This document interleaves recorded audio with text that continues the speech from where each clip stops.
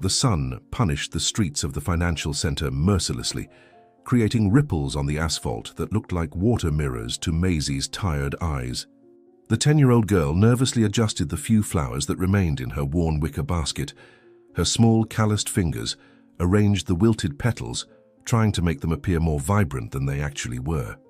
The floral dress she wore, patched in more than 5 different places, swayed with the warm breeze that only spread the heat without bringing any relief.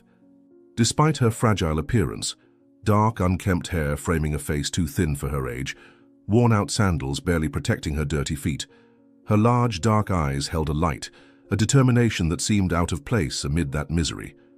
She observed the hurried executives, the elegant women with their expensive handbags, the luxury cars gliding down the main avenue. No one looked at her. "Please, ma'am, it's just a few coins."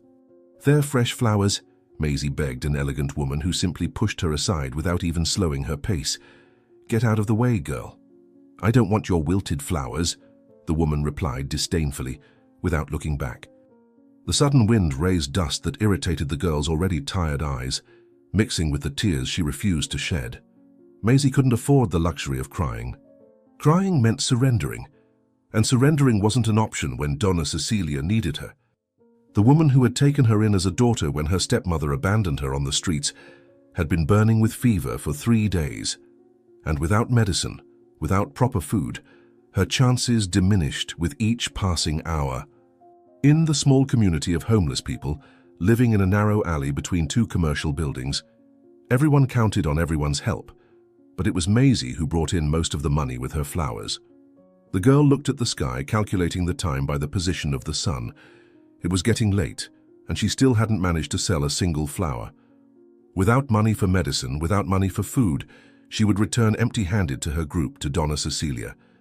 The thought made her stomach contract into a painful knot.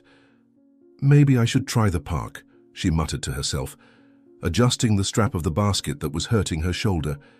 "People are happier in the park, more willing to buy flowers." "But the park is so far away," she answered her own suggestion, "and Donna Cecilia needs the medicine today." Hunger gnawed at her stomach as she walked down the 3rd Avenue of the day. Her legs already ached from the effort, but she couldn't stop now. A group of ladies refused her flowers. A man in an impeccable suit pushed her away with an irritated gesture. No one wanted to buy flowers from a street girl. Maisie knew how her appearance caused repulsion in well-dressed passers-by. She belonged to the shadows of the city, to those figures that no one wants to see while going about their comfortable lives. The constant rejection no longer surprised her, but it still hurt, still hardened something inside her that should remain soft in childhood. Her gaze followed the cars that stopped at traffic lights, the drivers who automatically locked their doors when she approached. The city was a place of extreme abundance and scarcity, coexisting side by side, mutually ignoring each other until something, or someone, broke the invisible barrier. "Come on, I just need to sell 5 flowers to buy the medicine," Maisie whispered to herself, clutching the small cross that hung from a worn cord around her neck. "God won't let Donna Cecilia die. Not after everything we've been through," she added, although her voice betrayed the uncertainty that grew with each hour without success. The sun was beginning its descent when Maisie, exhausted and almost hopeless, decided to try one last time in the area of expensive restaurants. There, perhaps, she would find couples in love who wanted flowers for their tables, or men trying to impress their companions. The tears she had repressed all day now threatened to overflow. Her small, thin body trembled slightly, not just from hunger but from fear. Fear of returning to the alley empty-handed, of facing Donna Cecilia growing weaker, of failing the only person who had shown her genuine love. The last rays of sun reflected in the mirrored windows of the buildings, creating a golden glow that seemed to mock her misery. It was then that she saw, parking in front of one of the most elegant restaurants, a shiny black car. The vehicle stopped smoothly by the curb, and the valet rushed to open the door. From inside emerged a man who seemed to have stepped out of the pages of magazines that Maisie sometimes found in the trash. Grey hair at the temples contrasting with intense black navy blue suit perfectly fitted to his athletic body, the posture of someone accustomed to being obeyed. "It's Clark, the owner of that big company," commented a passerby to another, observing the businessman. "They say his fortune is so large that not even he knows how much he owns," replied the other, with a mixture of admiration and envy. Maisie's pupils dilated, not because of the presence of the rich man, but because of what she noticed immediately afterward. Two men in dark jackets approaching rapidly from behind the businessman. Their furtive and tense movements, the way one of them kept his hand inside his jacket, the calculating look exchanged between them, Maisie recognized the signs instantly. Years living on the streets had taught her to identify danger, to read hidden intentions in expressions and movements. There was no doubt those men intended to rob or kidnap the businessman. Without thinking of the consequences, moved only by the instinct to protect someone from a danger she recognized so well, Maisie began to run toward the man. Her worn-out flip-flops hit the asphalt, her hair flying behind her. A lady tried to grab her by the arm, thinking the girl intended to rob the rich man, but Maisie dodged with the agility of someone used to fleeing. "Look out, sir! Behind you!" she shouted with all the strength of her small lungs. "There are two men. One of them is armed," she added, still running toward the businessman who now looked at her with confusion. Time seemed to slow down in the following seconds. Clark turned around, confused by the shout of the ragged girl running toward him. The two men, realizing they had been discovered, accelerated their movements. The taller one pulled out a gun from inside his jacket, just as Maisie got close enough to act. In an impulse born of desperation, the girl hurled her flower basket with all the strength she could gather. The basket hit the armed man's arm at the exact moment he was pointing at Clark, diverting the aim downward. The shot echoed through the street, the bullet burying itself in the ground. The dry sound of the gunshot caused instant panic. People screamed and ran in all directions. Cars braked abruptly, and the restaurant security guards promptly reacted, running toward the commotion.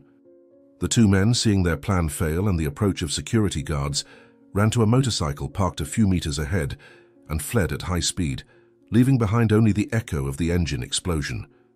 "My God, they were going to kill me," stammered Clark, his face losing all color as the understanding of what had just happened hit him. "The girl. Where is the girl who warned me?" he asked, turning his body and frantically searching among the crowd that was beginning to form. In the midst of the chaos that followed, Maisie fell to her knees on the rough ground. Not because she had been injured in the confusion, but because her legs simply could no longer support her. The adrenaline that had driven her was rapidly dissipating, leaving her trembling and exhausted. But it wasn't her own condition that occupied her thoughts. Her eyes, now flooded with tears, fixed on the flowers scattered on the ground, on the colorful petals being trampled by the expensive shoes of the panicking passers-by. Those flowers were all she had. They were Donna Cecilia's hope. They were food and medicine and one more day of life. The loss was too great to bear, the weight of her failure too crushing for her small shoulders. Something inside her finally broke, like a dam too fragile to contain the waters of a river swollen by the storm. A sob escaped from her chest, then another, and soon Maisie was crying as she had never cried before, there in the middle of the street, surrounded by people still trying to understand what had happened, indifferent to her pain. "My flowers. They were all I had," she sobbed, her fingers trying in vain to collect the crushed petals. "Donna Cecilia will die because of me," she added, amid tears she could no longer contain. Clark, still dazed by the attempt on his life, made his way through the people to approach the girl who had saved him. He expected to find her frightened, perhaps injured, but nothing prepared him for the sight of that child in complete emotional collapse, huddled over herself, crying as if her world was ending. And perhaps it was, he realized, noticing the destroyed flowers around her. To him they were just flowers. To her, he realized with a tightness in his chest, they seemed to be something much more important. He knelt beside Maisie, completely ignoring the stains that the dirty asphalt would leave on his imported suit.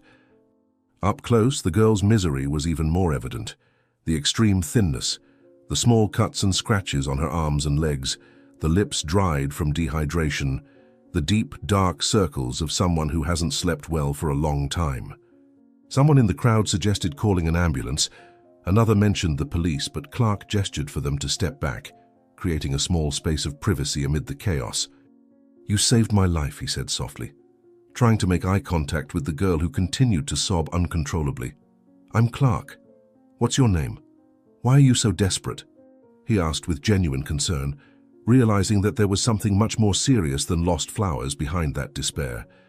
Maisie's crying intensified to the point where she could barely breathe. Her small body trembled with each sob, her eyes swollen from so much crying. Years of contained pain, silenced hunger, fear hidden beneath a mask of childish courage, everything emerged now in an avalanche of emotion too raw to be contained. As people around them dispersed, some still looking on with curiosity, others already resuming their lives as if nothing had happened, Maisie shrank more and more into herself, like a wounded animal seeking protection it wouldn't find. Her voice, when she finally managed to speak, came out broken by sobs and so low that Clark had to lean in to hear. "Donna Cecilia is going to die. Donna Cecilia is going to die without the medicine," she repeated like a desperate litany. "I promised I would bring money today. And now I have no more flowers to sell," she continued, pointing with trembling hands to the crushed remains of what had been her last resource.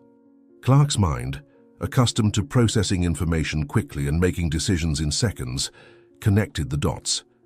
This street girl sold flowers to survive. Someone named Donna Cecilia urgently needed medication. The basket thrown at the attacker had destroyed her only source of income, and now she was in complete despair.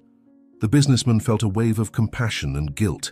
This child had risked everything to save him, a complete stranger, and as a result had lost what little she had. In his years as one of the richest and most powerful men in the country, Clark had grown accustomed to seeing poverty as a distant statistic, an abstract social problem. Now, kneeling on the dirty asphalt beside a girl whose name he didn't even know, the reality of inequality hit him like never before. "Look at me, little one," Clark asked, gently placing a hand on the girl's bony shoulder. "Who is Donna Cecilia? Where is she? Maybe I can help. Please trust me," he insisted, when Maisie only continued to cry, apparently unable to process his words amid the emotional turmoil consuming her. Slowly, as if each movement required superhuman effort, Maisie raised her face. Her eyes, red and swollen, finally met Clark's.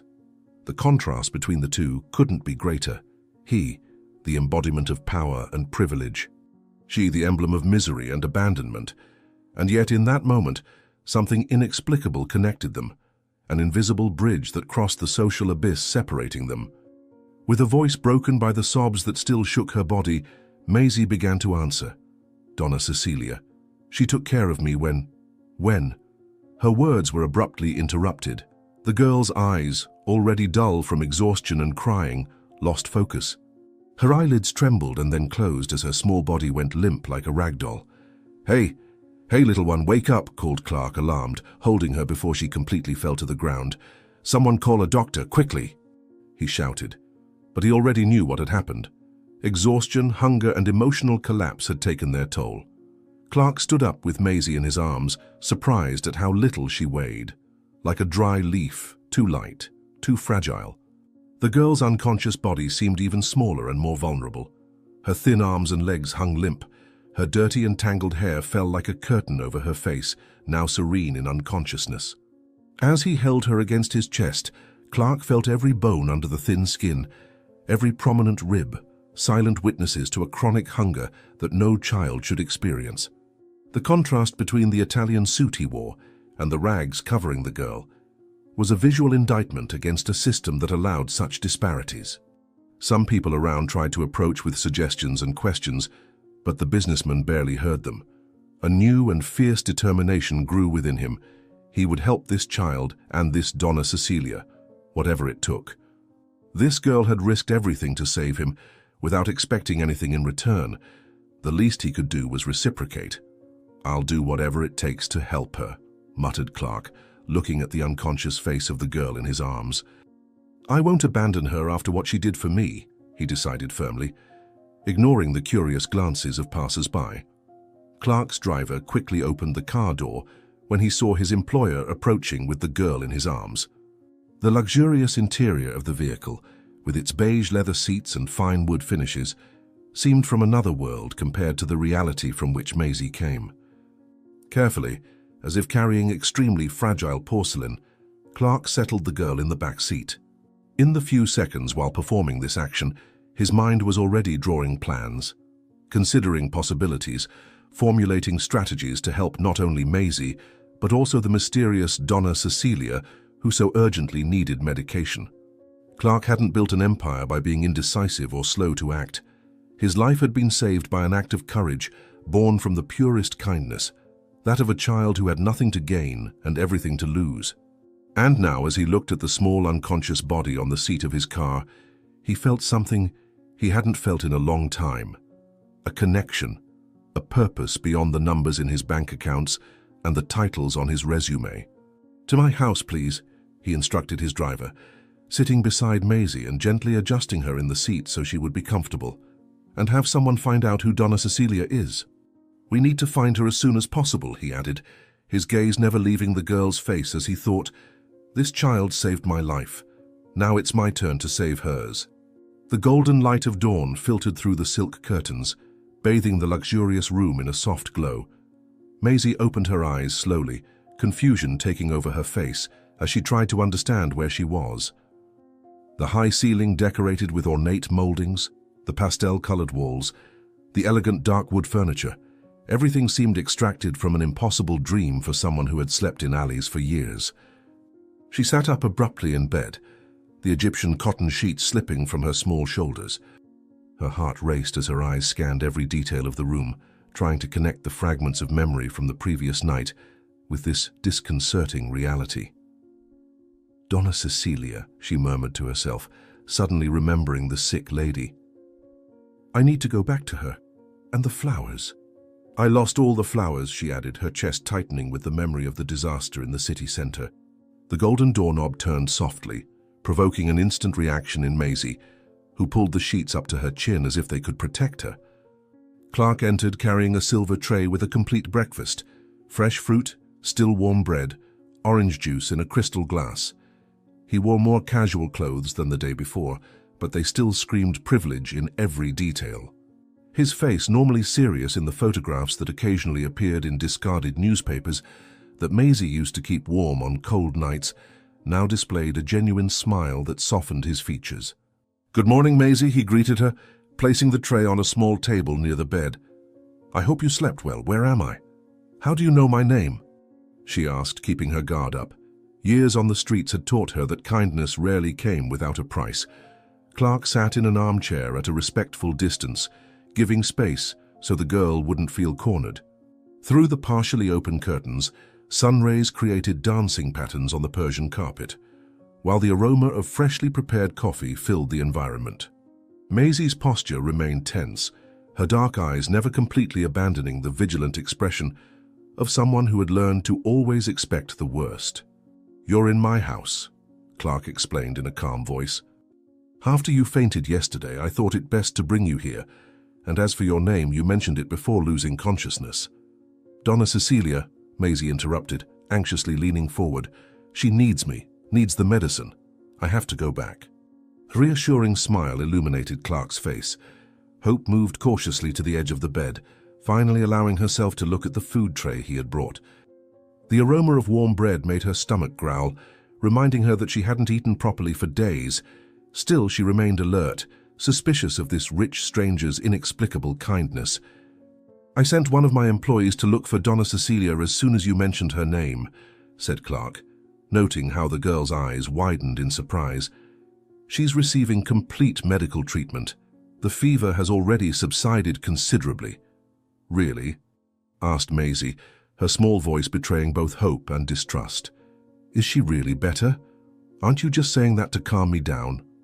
Clark approached slowly and placed the tray within Maisie's reach, silently inviting her to eat. The sun now fully illuminated the room, revealing details that had gone unnoticed in the dimness. The pictures on the walls showing serene landscapes, the soft carpet under the girl's bare feet, the vase with fresh flowers on the dresser.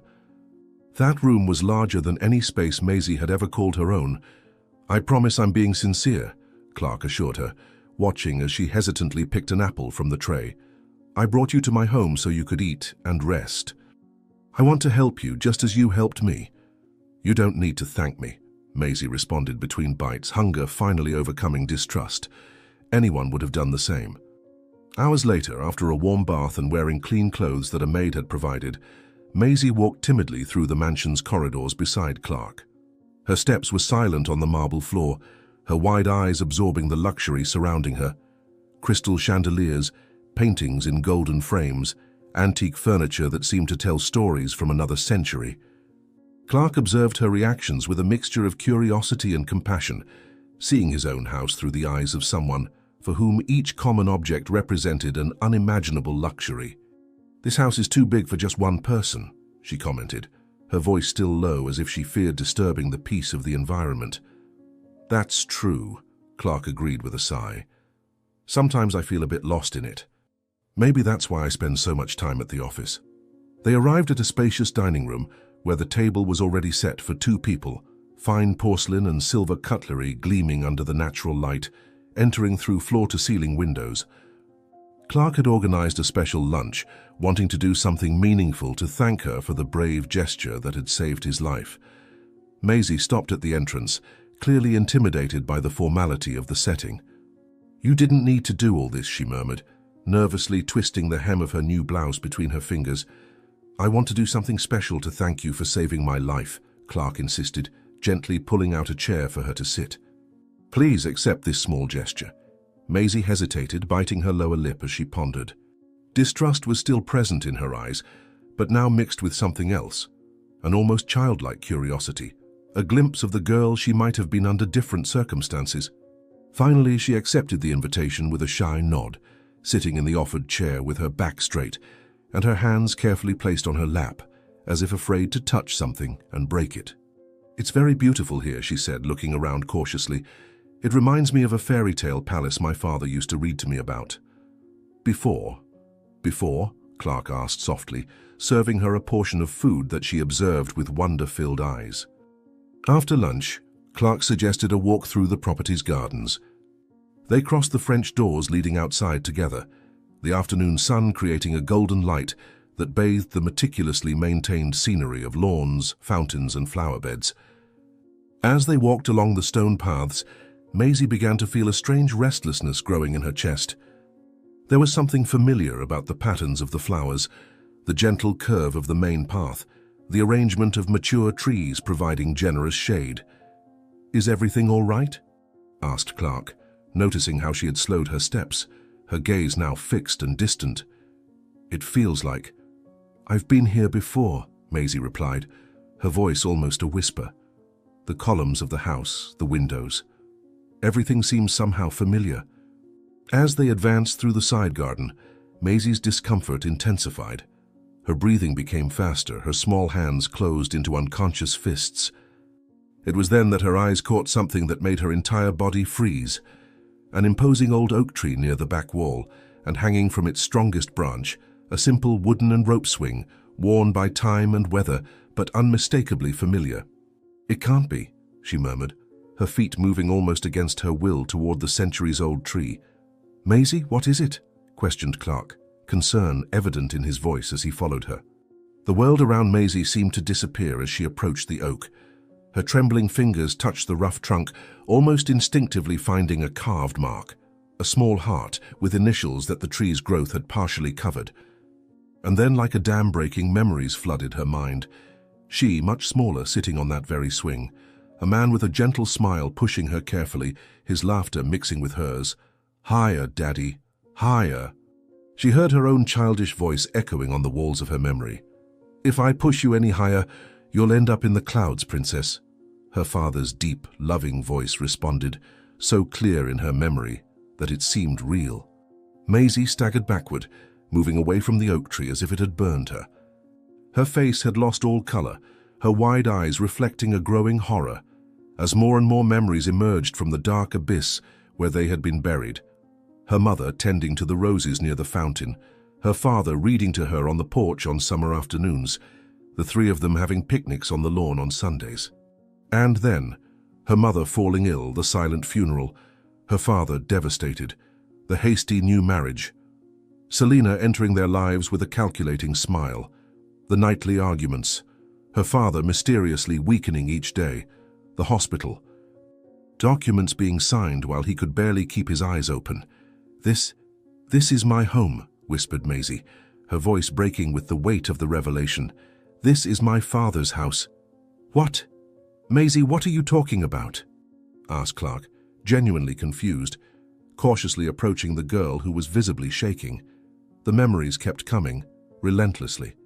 The last one, the most painful of all, hit Maisie like a physical blow. Selena dragging her out of this very house on a rainy night, throwing a small bag of clothes at her feet on the soaked sidewalk, her face contorted into a mask of cruelty as she pronounced words that would be forever etched in the girl's memory. "Your father is dead. This house and everything in it belongs to me now. If you tell anyone what happened, no one will believe a street child. And if I ever find you again, I guarantee you'll meet the same fate as him." Terror took hold of Maisie, a primordial, visceral fear that overwhelmed any rational thought. Her entire body violently trembling, her wide eyes seeing not the serene garden before her, but the deadly danger that her childish mind had associated with that place for years. Clark extended a hand toward her, his face marked with concern, completely unaware of the whirlwind of horror consuming her. "No! She'll find me!" screamed Maisie, her voice carrying pure panic. "She'll kill me like she killed my father!" "Who?" "Maisie, please calm down." "You're safe here," Clark tried, his calm voice contrasting with the emotional chaos that dominated the girl. It was too late for explanations or attempts to calm her. Survival instinct took complete control. With the desperate agility of a cornered animal, Maisie darted through the garden, her small feet barely touching the ground as she ran. She flashed past Clark, who didn't even have time to react, crossed the lawn toward the gate still open from when they had returned from lunch. "Maisie, stop! Wait!" shouted Clark, finally recovering from the shock and running after her. "I can help you. You're safe here." His voice was lost in the wind as the distance between them increased. Maisie ran blindly, her legs propelled by the absolute terror that dominated every cell of her body. The streets of the elegant neighborhood passed like indistinct blurs as she turned corners randomly, without destination, without plan, guided only by the primal desire for distance and escape. Behind her, increasingly distant, she could still hear Clark calling her name. Her heart was beating so hard it seemed about to burst from her chest. Her lungs burned with the superhuman effort, but she dared not slow her pace. "She'll find me," she gasped between laborious breaths. "She'll kill me like she did Daddy. I have to run, I have to hide." Her desperate monologue continued as she rounded another corner. Reaching a busy avenue, Maisie hesitated for a fraction of a second. Traffic was heavy, vehicles passing quickly in both directions. Any adult would have waited, sought safe passage. But Maisie wasn't thinking like an adult, or even like the experienced street child she was. She was thinking like a cornered animal, for whom the danger ahead seemed less than the imagined terror behind. Without looking properly, she launched herself onto the avenue. The first car managed to swerve, honking furiously. The second braked abruptly, skidding several meters. Maisie had almost reached the other side when she heard it. The roar of an engine, tires protesting against the asphalt, a desperate horn. She turned only to see a metallic mass approaching at a speed impossible to avoid. The driver was stepping on the brake with all his might, his face contorted in horror, visible even through the windshield. It was too late. "Maisie! No!" Clark's desperate shout was the last thing she heard. "Mommy!" was her final thought before the violent impact threw her small body through the air. Time seemed to stop at the moment of the accident. The sound of the collision echoed down the avenue, followed by the horrified screams of pedestrians who witnessed the scene. Maisie fell motionless on the sidewalk, her fragile body looking even smaller and more vulnerable. Clark, who was running a few meters behind, felt as if his own heart had been ripped from his chest. In seconds that seemed like eternities, he reached the spot where the girl lay unconscious. "No, no, no," he muttered repeatedly, kneeling beside her. "Please, Maisie, hang on. Someone call an ambulance," he shouted to the crowd that was beginning to form, his gaze never leaving the girl's pale face. The hours that followed passed in a blur of sirens, hospital corridors, and medical voices, discussing in urgent tones. Clark remained seated in the waiting room, motionless as a statue, his gaze fixed on the door through which Maisie had been taken. His mind incessantly replayed the accident scene, torturing himself with thoughts about what he could have done differently. How had he not noticed the girl's growing panic? How had he failed to keep her safe? Finally, after what seemed like an eternity, the chief physician emerged from the operating room. His grave face and the way he avoided direct eye contact said more than any diagnosis. Clark stood up immediately, his legs unsteady after hours of tense immobility. "Sir, we did everything we could, but the situation is extremely critical," explained the doctor, his professional voice partially masking his compassion. "Severe head trauma, internal bleeding. She's hanging by a thread. If you're religious, this is the time to pray. Scientifically, there's little more we can do." "But she's just a child," replied Clark, his voice broken by contained emotion.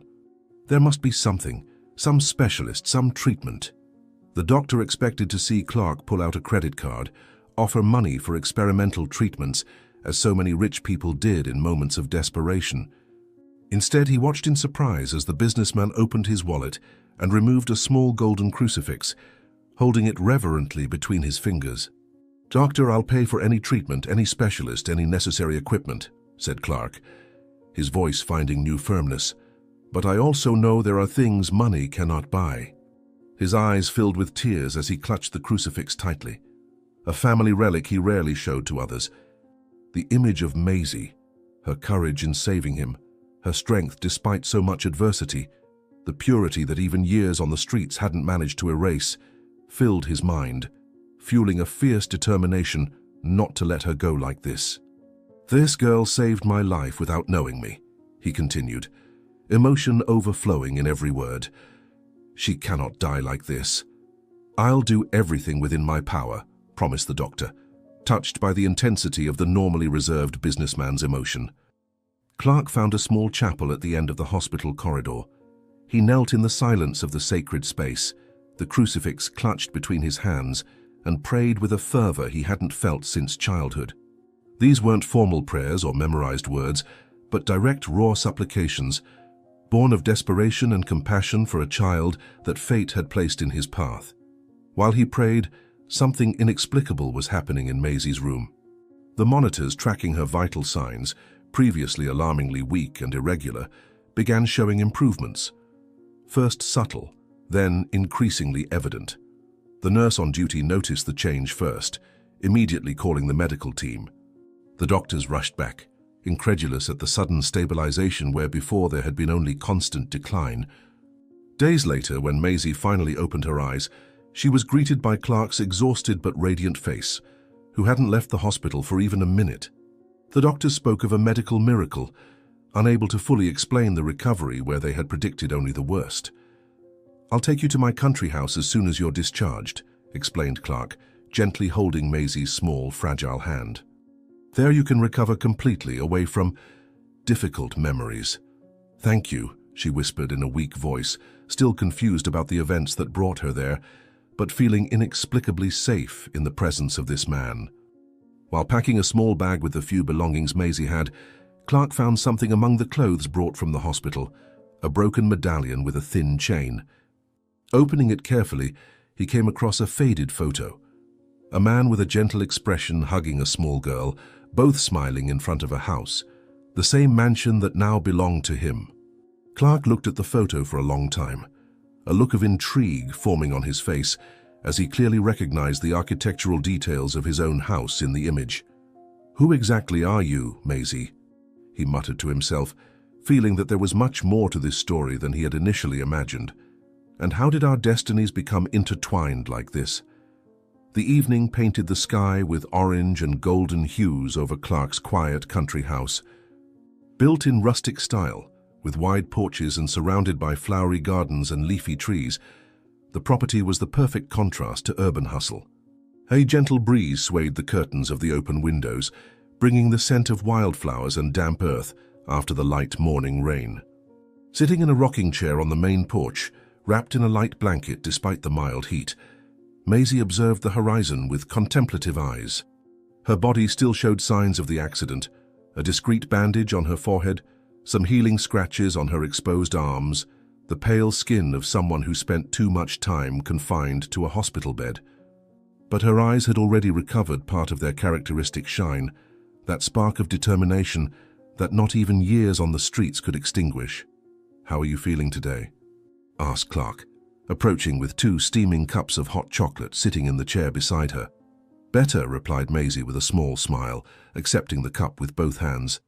"The nightmares are less frequent, and the pain in my ribs has almost disappeared," Clark discreetly observed as she blew on the hot chocolate before taking a small sip. During the 2 weeks since they had left the hospital, he had witnessed the girl's impressive physical recovery. The doctors had used the word miracle more than once, unable to explain how someone so small and fragile had survived such serious injuries. However, emotional recovery was a slower process. Maisie still startled at sudden sounds, still woke up screaming in the middle of the night, still maintained that vigilant look characteristic of someone who had learned to never completely lower their guard. But gradually, the safety of the country house and the distance from the mansion that had triggered such traumatic memories allowed her to relax a little more each day. "I called a doctor friend to come tomorrow," Clark commented casually, his eyes scanning the horizon that was beginning to tinge purple with the approach of nightfall. "Just to check how you're progressing." "You don't need to trouble yourself so much," murmured Maisie, a soft blush coloring her still thin cheeks. "You've already done more for me than anyone since my father." A comfortable silence established itself between them, filled only by the singing of birds returning to their nests and the soft creaking of the rocking chair. The hot chocolate warmed not only the body, but also something deeper, a trust that was slowly building between that powerful man and that child who had known the worst of life so early. Clark hadn't pressed for answers since the accident, instinctively understanding that Maisie first needed to feel truly safe. But on that specific late afternoon, something in the air seemed different, as if the barriers the girl had kept raised for so long were finally beginning to yield. "That house. Your mansion in the city," Maisie began hesitantly, her fingers tightening around the cup as if seeking courage in the heat emanating from it. "It was my father's house, where I grew up until everything changed." "Do you want to tell me about it?" Clark asked gently, keeping his tone casual so as not to frighten her. "Only if you're ready, of course." Maisie took a deep breath, like someone preparing to dive into deep, dark waters. Then, with an initially trembling voice that gained firmness as the narrative progressed, she began to unveil the story she had kept buried for years. She spoke of her father, Carlos, a respected and successful businessman who had raised her with love after her mother's early death. She described the happy years in the big house, the bedtime stories, Sundays in the garden, the small traditions that made life colorful despite the maternal absence. And then, with visible difficulty, she reported Selena's entrance into their lives, the beautiful and calculating woman who had conquered her widowed father with studied attentions and smiles that never reached her eyes. "Dad married her just 6 months after meeting her," Maisie recounted, her voice now a whisper heavy with old pains. "Everything changed after that. He began to fall ill. First, just small things, fatigue, headaches, dizziness. But it kept getting worse and worse. And you think it wasn't a natural illness," concluded Clark, less a question and more a statement, carefully observing the girl's reactions. The sky now displayed its first stars, shining timidly in the dark mantle that had replaced the orange tones. The temperature had dropped slightly, bringing with the night breeze the aroma of flowers that only released their perfume after sunset. Maisie set the now empty cup on the small side table, her eyes fixed on some distant point, as if seeing not the landscape before her, but scenes of a painful past that now unfolded again. "Dad got worse every day after taking the medicine she gave him," continued Maisie, her small hands now firmly interlaced on her lap. "One night I couldn't sleep. I heard an argument in the office, Dad saying he was going to change the will the next morning, that he had noticed something wrong. The next morning, he couldn't get out of bed anymore. You believe she was poisoning him," stated Clark, keeping his voice calm despite the indignation growing in his chest with each new revelation. The automatic garden lights turned on, creating a soft contrast between the growing darkness and the illuminated paths between the flower beds. Once again silence settled between them, no longer the comfortable silence from before, but a heavy silence loaded with difficult truths and suspicions impossible to ignore. Clark offered Maisie a handkerchief, who only then noticed the silent tears rolling down her cheeks. The girl accepted it with a small gesture of gratitude, but did not interrupt her narrative. As if now that she had begun, she needed to reach the end, release all the poison she had carried alone for so long. After Dad died in the hospital, everything happened very quickly, she continued, her voice taking on a choked tone. Selena sold the house, the companies, everything. When I started asking questions, saying I knew what she had done, she waited until a stormy night and what, Maisie? Clark gently encouraged when she hesitated, his hand moving instinctively as if to touch the girl's, but pulling back at the last moment, respecting the space she still needed. Maisie closed her eyes for a moment, reliving the final scene that had marked the end of her protected childhood and the beginning of years of struggle on the streets. The words, when they came, were as raw as the night they described. She dragged me out of the house, threw a small bag with some clothes at my feet and said that if I told anyone what I thought had happened, no one would believe a street child, Maisie related, each word laden with contained pain. Said that if she found me again, I would meet the same fate as my father. Then she closed the gates and left me there, in the rain, alone. My God, Maisie, murmured Clark, unable to contain the emotion in his normally controlled voice. How could anyone do that to a child? A solitary tear rolled down Maisie's face, shining like liquid silver in the soft light coming from the house windows. But it wasn't a tear of self-pity. It was a tear of anger, of indignation suppressed for years. Her eyes, when they met Clark's, no longer showed fear, but a fierce determination that surprised him. I want her to pay for what she did, declared the girl, her voice small but firm. Not just for me, but for my father. He didn't deserve to die that way. And she doesn't deserve to live with the money and assets she stole from us. I'll help you recover what is rightfully yours, promised Clark, his own determination matching hers, and I'll do everything in my power to ensure justice is done. The next morning, while having his coffee on the porch, Clark was interrupted by the sound of the phone. Frowning, few had the direct number to the country house, he answered with a touch of concern. Mr. Clark, his secretary began, her professional voice barely hiding certain anxiety. I apologize for interrupting your rest, but we have a situation. The meeting with the potential investor for the commercial complex project has been moved up. She says she has another proposal under review and needs your immediate response. Who are we talking about again? Questioned Clark, his mind still processing the abrupt transition from the emotional confidences of the previous night to business matters. The answer left him momentarily speechless. Vivian Scott, from Scott Incorporations, informed the secretary. She contacted us 2 weeks ago, presenting a quite impressive portfolio. The initial numbers seemed promising, which is why we thought you should consider her. I understand, he finally answered, his mind already calculating possibilities. Tell her I can't return to the city today, but if it's convenient, we can meet here at the country house this afternoon. Hanging up the phone, Clark remained motionless for a few moments, contemplating the strange coincidence. Or was it fate? That brought a potential business partner precisely when he was beginning to investigate Maisie's past. The proposal itself was interesting. Under normal circumstances, he would have given immediate attention to an investor of the caliber his secretary had described. But now, after the revelations of the previous night, each new contact became a potential piece in the puzzle he was assembling. Later, after explaining to Maisie that they would have a business visitor and kindly asking her to remain in her room during the meeting, Clark prepared to receive Vivian Scott. Punctually at 3 o'clock, an elegant car crossed the property gates. From the vehicle stepped an impressive woman, tall, with impeccable posture, dressed in a perfectly tailored executive suit that screamed success and confidence. Her blonde hair was pulled back in a severe bun, and discreet but obviously expensive jewelry complemented the image of sophistication. "It's very kind of you to receive me at your personal residence," she commented after the initial greetings, her melodious voice carrying a refined education as she followed Clark through the corridors of the house to the improvised office. "Your property is truly charming." "Thank you," replied Clark, indicating a comfortable armchair for her to sit. Sometimes the best business decisions are made in less formal environments. It allows for a clarity that corporate offices don't always offer.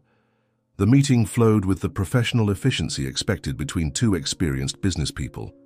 Vivian Scott presented her proposal with eloquence and evident knowledge of the market, answering Clark's questions with impressive precision and technical detail. Under other circumstances, Clark would be genuinely interested in the partnership she proposed. The numbers made sense, the strategies were solid, the projected return promising. Meanwhile, upstairs, Maisie struggled against boredom. She had remained well-behaved in her room for almost an hour, flipping through books and drawing, but the natural curiosity of a child her age eventually won out. After all, Clark had only asked her to stay in her room. He hadn't expressly forbidden her from leaving, she thought, justifying to herself her small disobedience. Barefoot to avoid making noise, she ventured down the hallway, planning only to quickly peek at the business visitor and then return to her refuge. Approaching the staircase that led to the ground floor, she could hear voices coming from the office, Clark's, deep and controlled, and another, feminine and articulate. There was something strangely familiar about that second voice, something that instinctively made her spine freeze. Driven by an impulse stronger than prudence, Maisie descended a few steps and leaned over the railing, trying to see beyond the half-open door of the office.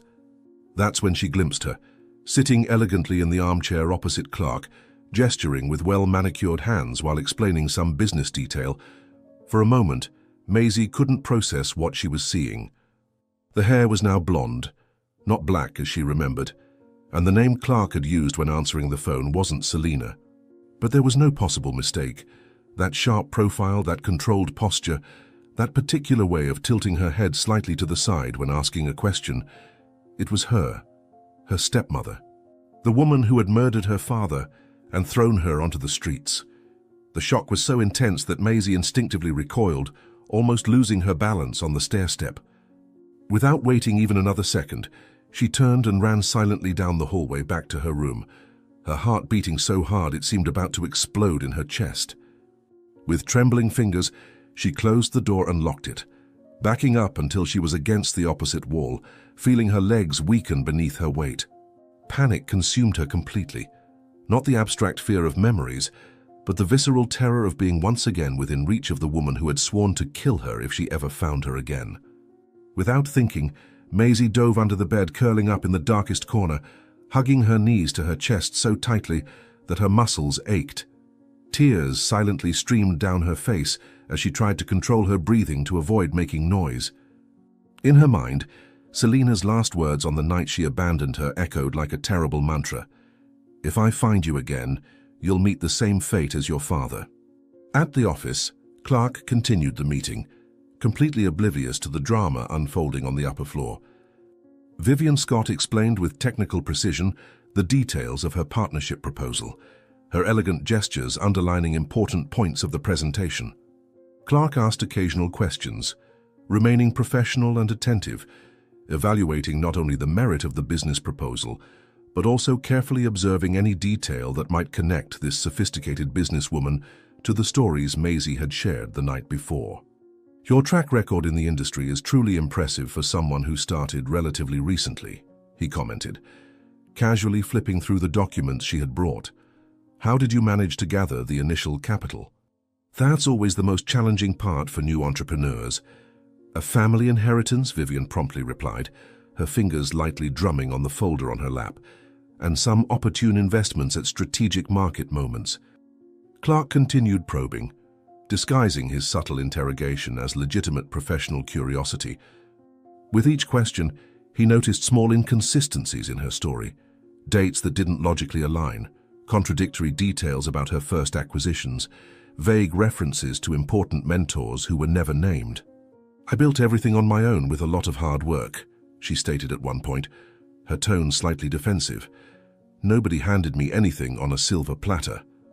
"Admirable," Clark replied, his smile not reaching his eyes. "Self-taught, then? Or did you have formal guidance in real estate management?" After nearly an hour of discussion, Clark ended the meeting with vague promises to consider the proposal and get in touch soon. He accompanied Vivian to her car, maintaining professional cordiality while internally processing everything he had observed and heard. As soon as the gates closed behind her vehicle, he returned to the house, intrigued by the persistent feeling that something about the woman who had just left caused him inexplicable discomfort. As he passed through the upstairs hallway, he noticed something strange. Maisie's bedroom door was closed, although the girl usually left it ajar during the day.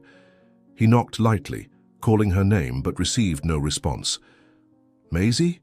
he called softly, knocking on the locked door. "Is everything okay? Why is the door locked?" When he finally heard the click of the lock, he opened the door slowly, surprised to find the room apparently empty. It was only when he noticed a slight movement under the bed that he understood. Kneeling down, he found Maisie huddled in the darkest corner, her eyes wide with terror, her entire body trembling uncontrollably.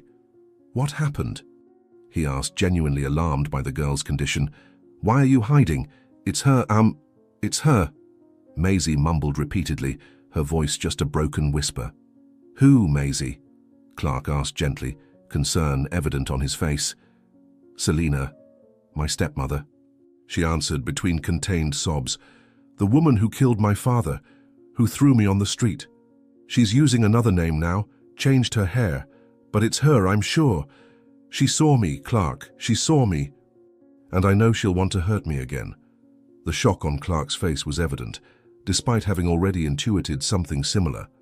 Seeing the absolute terror in the girl's eyes, the uncontrollable trembling of her small body, made everything much more real and urgent than any theoretical suspicion.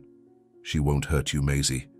I promise," he stated with fierce conviction, extending his hand to help her out of her hiding place.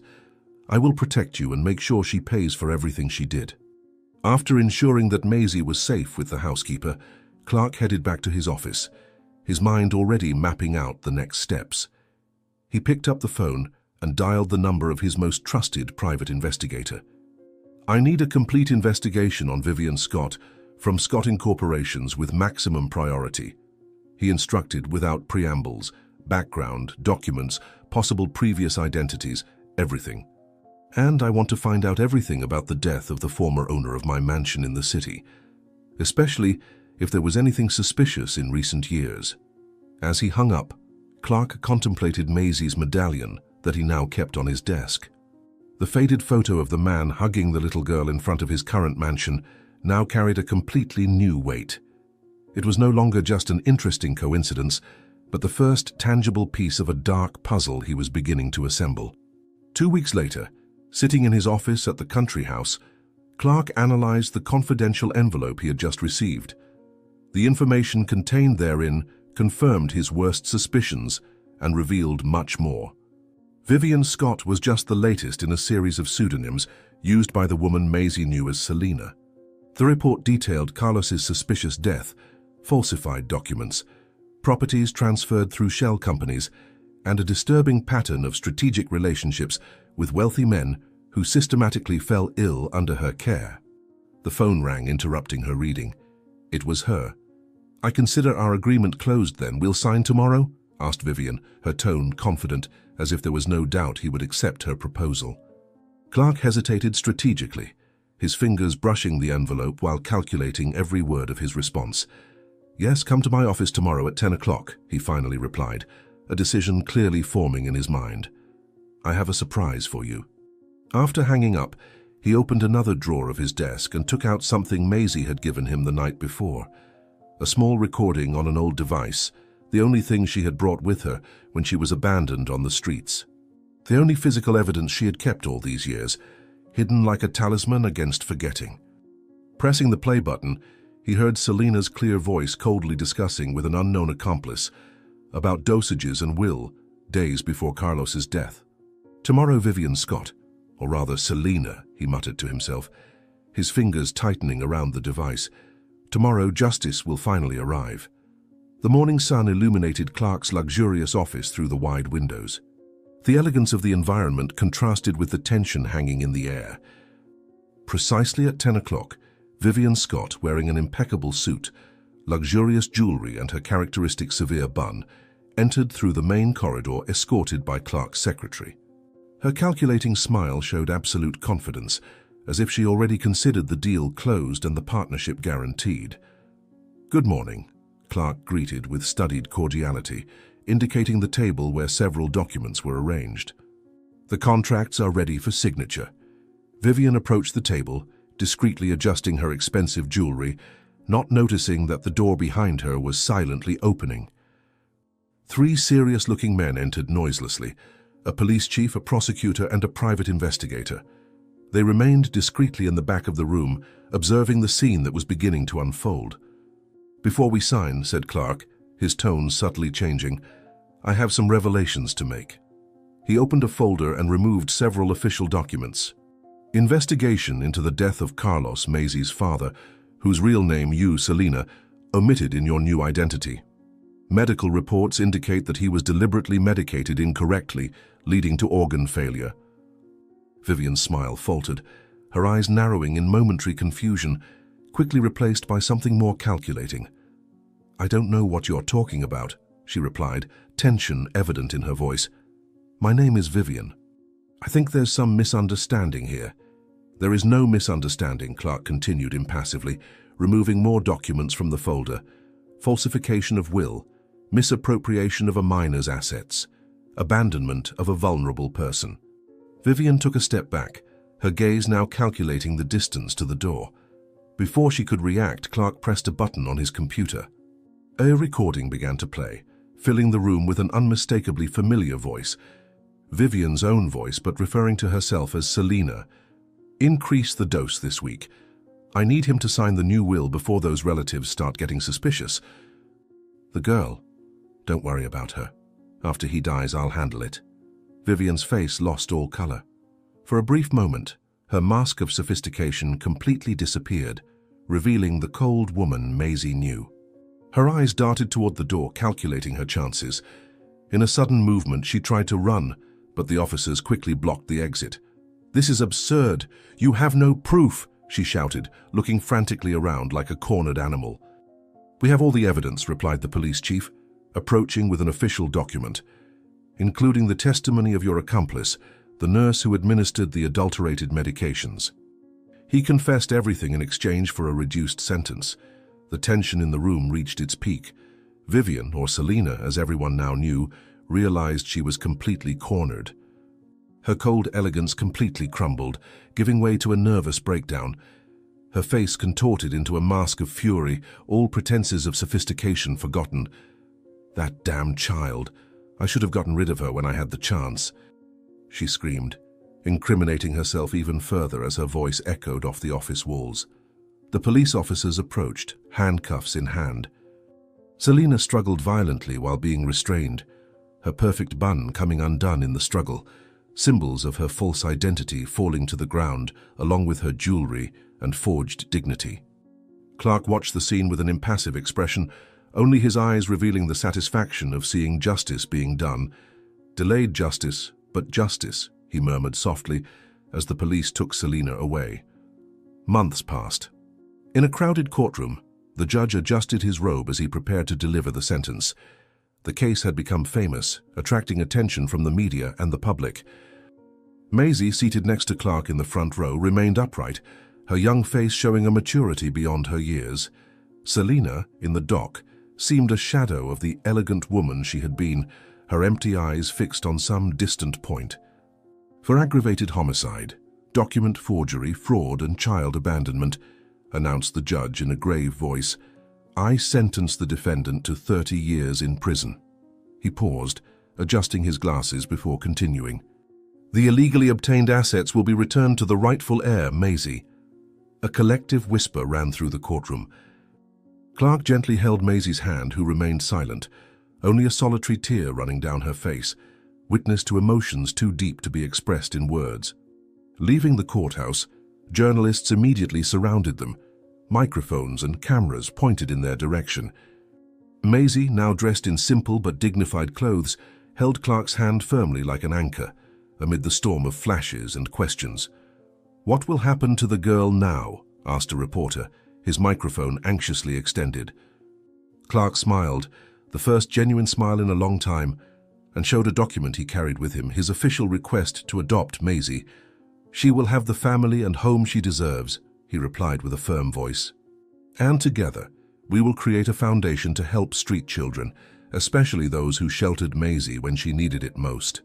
The cameras turned to a small group, discreetly watching the scene. Donna Cecilia, now healthy and well-dressed, smiled through tears.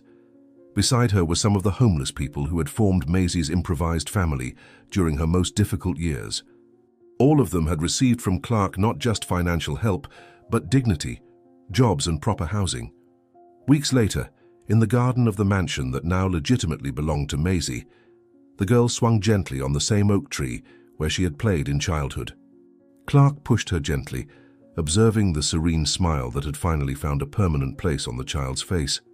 On a nearby table, in a new frame, Carlos's photo watched over the scene, as if blessing this family rebuilt from the ashes of tragedy.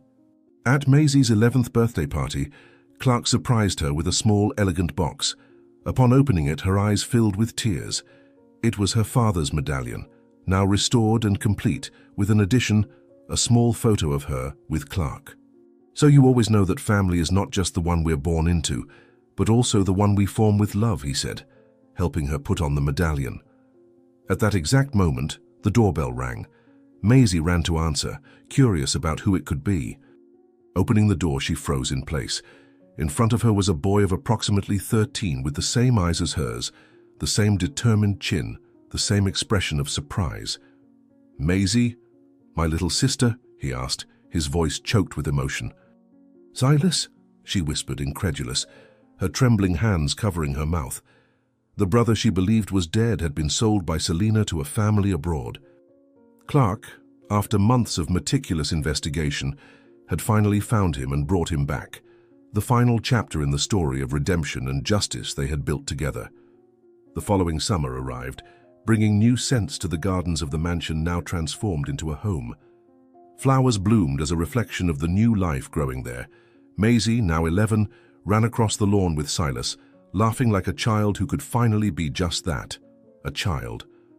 Donna Cecilia watched from the porch, with teary eyes and a peaceful heart, grateful to have lived to see that transformation.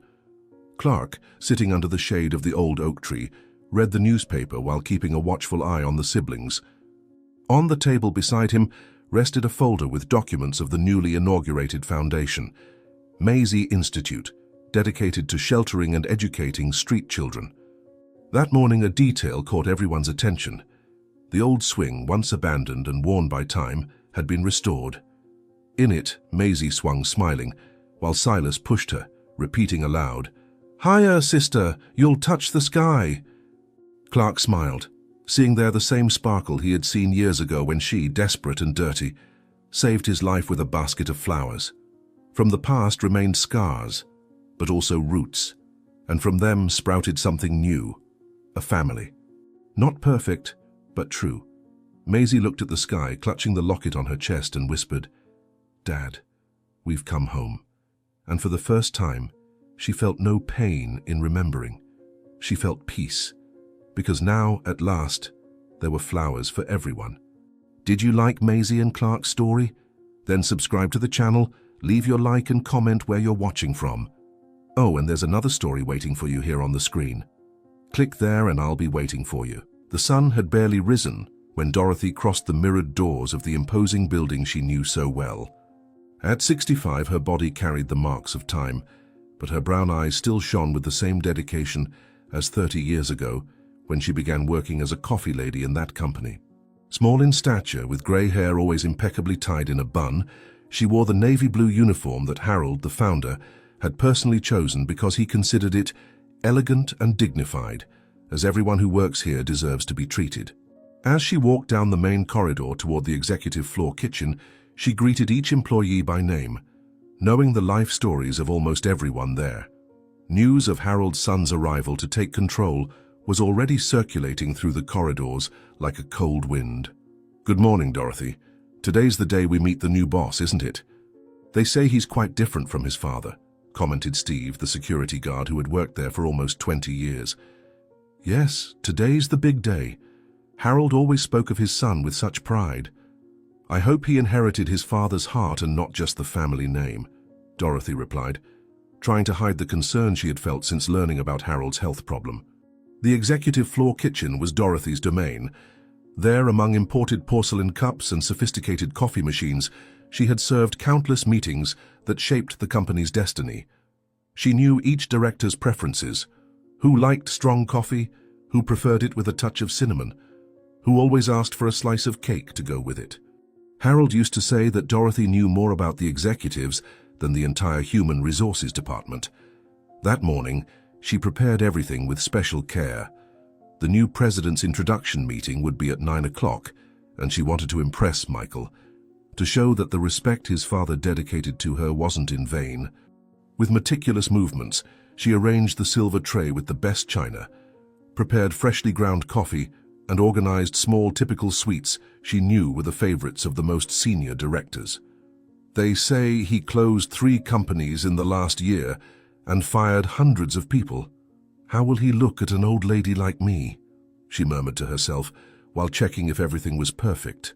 Harold, my friend, I hope you recover soon. This company is your legacy, your entire life.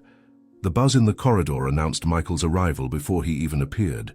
Unlike his father, who always arrived greeting everyone with broad smiles and questions about family, the new president emerged like a storm.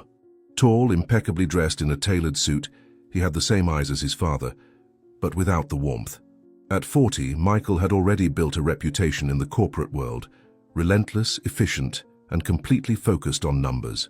He ignored the employees watching him and went directly to the meeting room, where the executives were already waiting.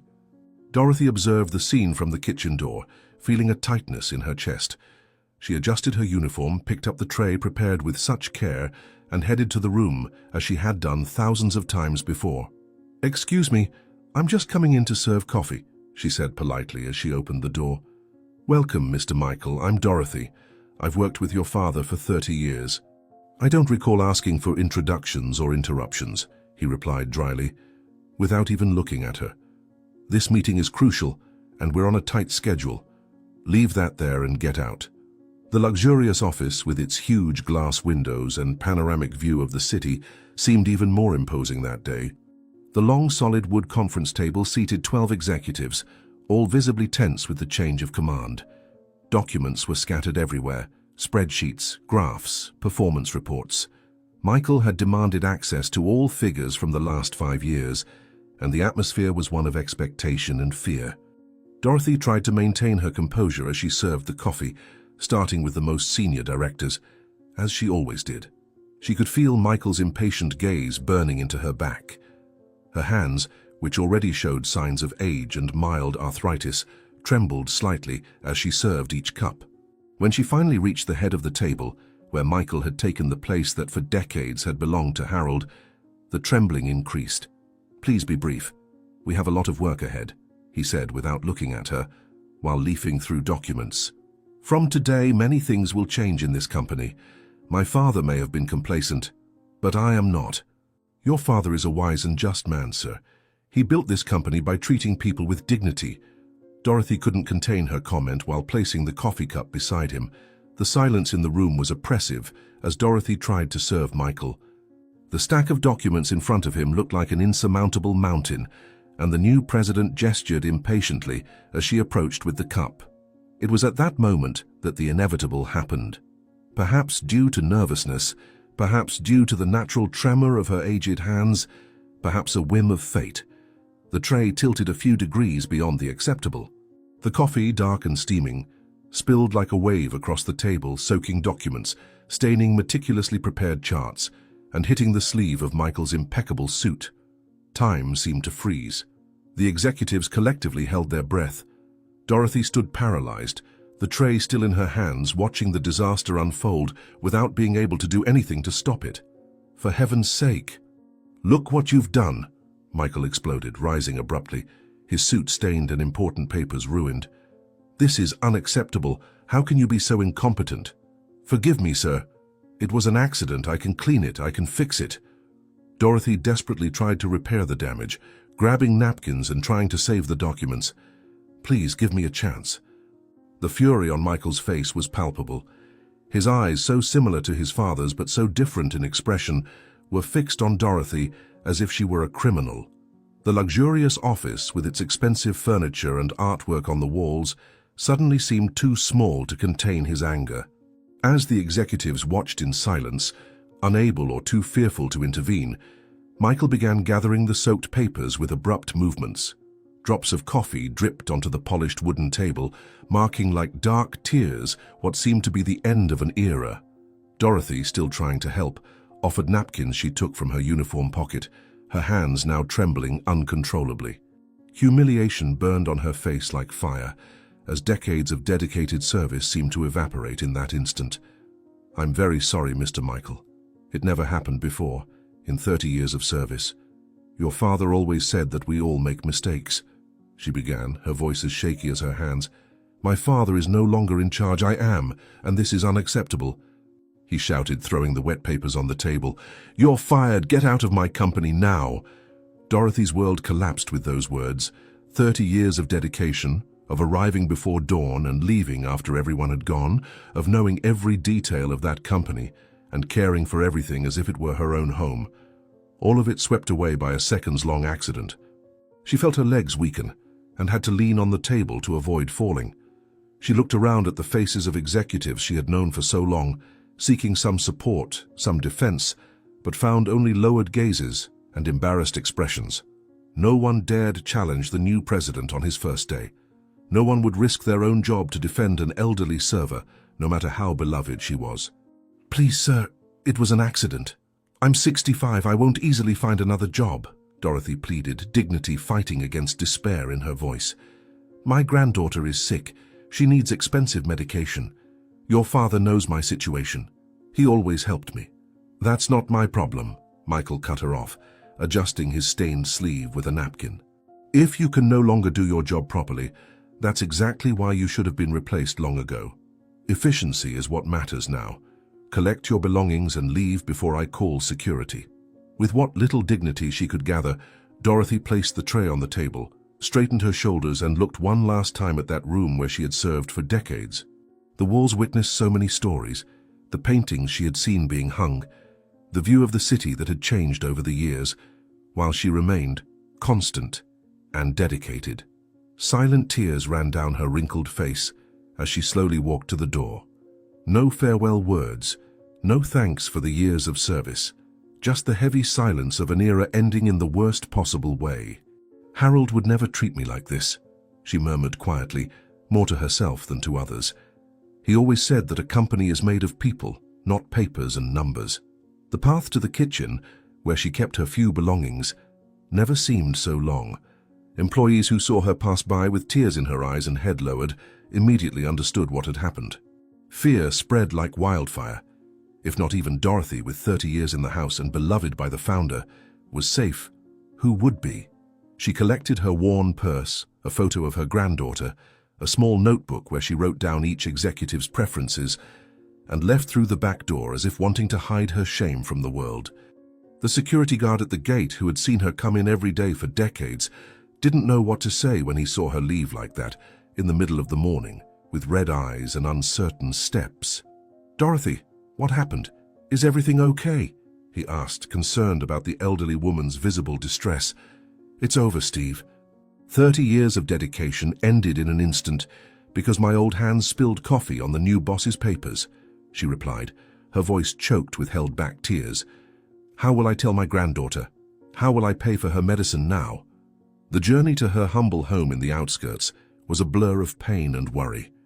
Dorothy barely noticed the familiar streets, the neighbors who greeted her, the small market where she bought food whenever she received her salary. Her mind was stuck in that meeting room, in Michael's hard stare, in the cruel words that still echoed in her ears.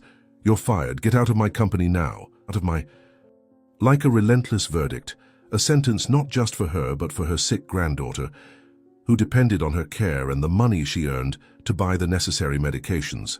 Upon arriving home, a simple two-bedroom construction she had managed to buy with many years of savings, Dorothy felt the weight of an entire life collapsing on her tired shoulders. How could I be so careless? So many years without ever making such a mistake. Why today? Why with him? She lamented, as she carefully folded her uniform and put it away in the closet. "Harold, my friend, What will become of me now? With slow and heavy steps, Dorothy headed to the small cabinet in the bathroom where she kept her granddaughter's medications. She opened the door with apprehension, already knowing what she would find but still shocked by the sight. Only empty packages without the essential medicines that should have been purchased with the salary she would receive next week. Salary that would no longer come. Holding the framed photograph of her granddaughter, a girl of just 10 years old with a radiant smile despite the disease that limited her movements, Dorothy felt her legs give way. She slowly slid to the floor, embracing that image, her last point of light now obscured by clouds of uncertainty and despair.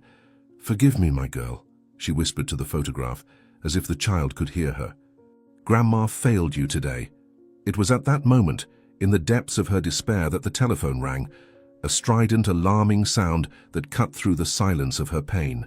With difficulty, Dorothy got up and walked to the small table where the old device rested. Her hands trembled even more now as she picked up the receiver. On the other end of the line, the formal voice of an attendant from the hospital where her granddaughter was admitted for routine tests froze what little blood still ran in her veins. "Mrs. Dorothy, we need you to come immediately. There has been a complication with your granddaughter." "I'll be there in an hour," Dorothy responded to the hospital nurse, her trembling voice contrasting with the determination in her eyes. The news about the complication in Sarah's tests was the final blow on that disastrous day. First, the humiliating dismissal, now her granddaughter's hospitalization. Hanging up the phone, she rose from the floor with difficulty, put the girl's photo in her pocket and hurried out, ignoring the fatigue that weighed on her bones. Time passed since that terrible day, 7 days that completely transformed Dorothy's life.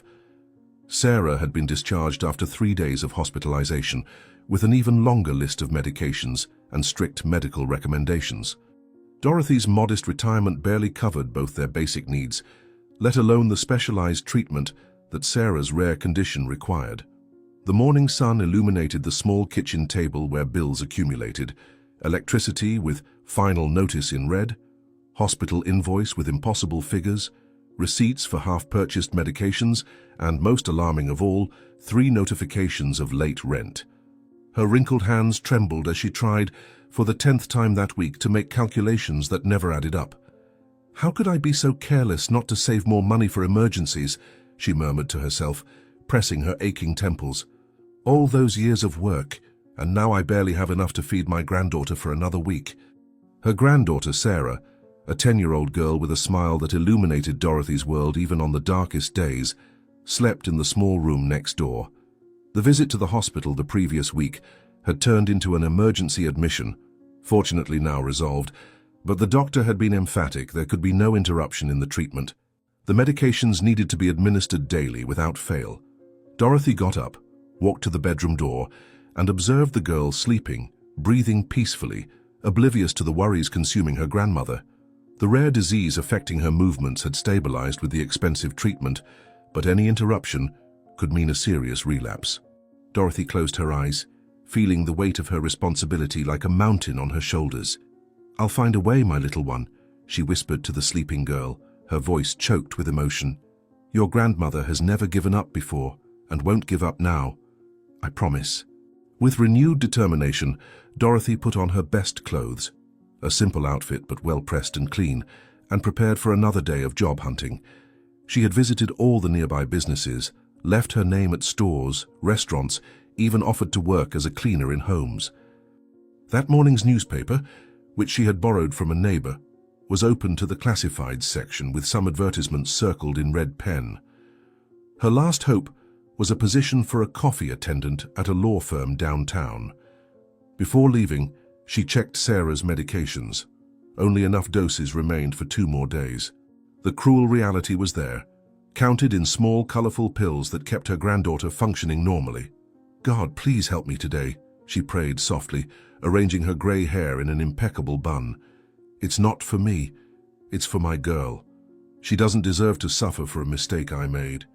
The journey to the law firm was long and tiring.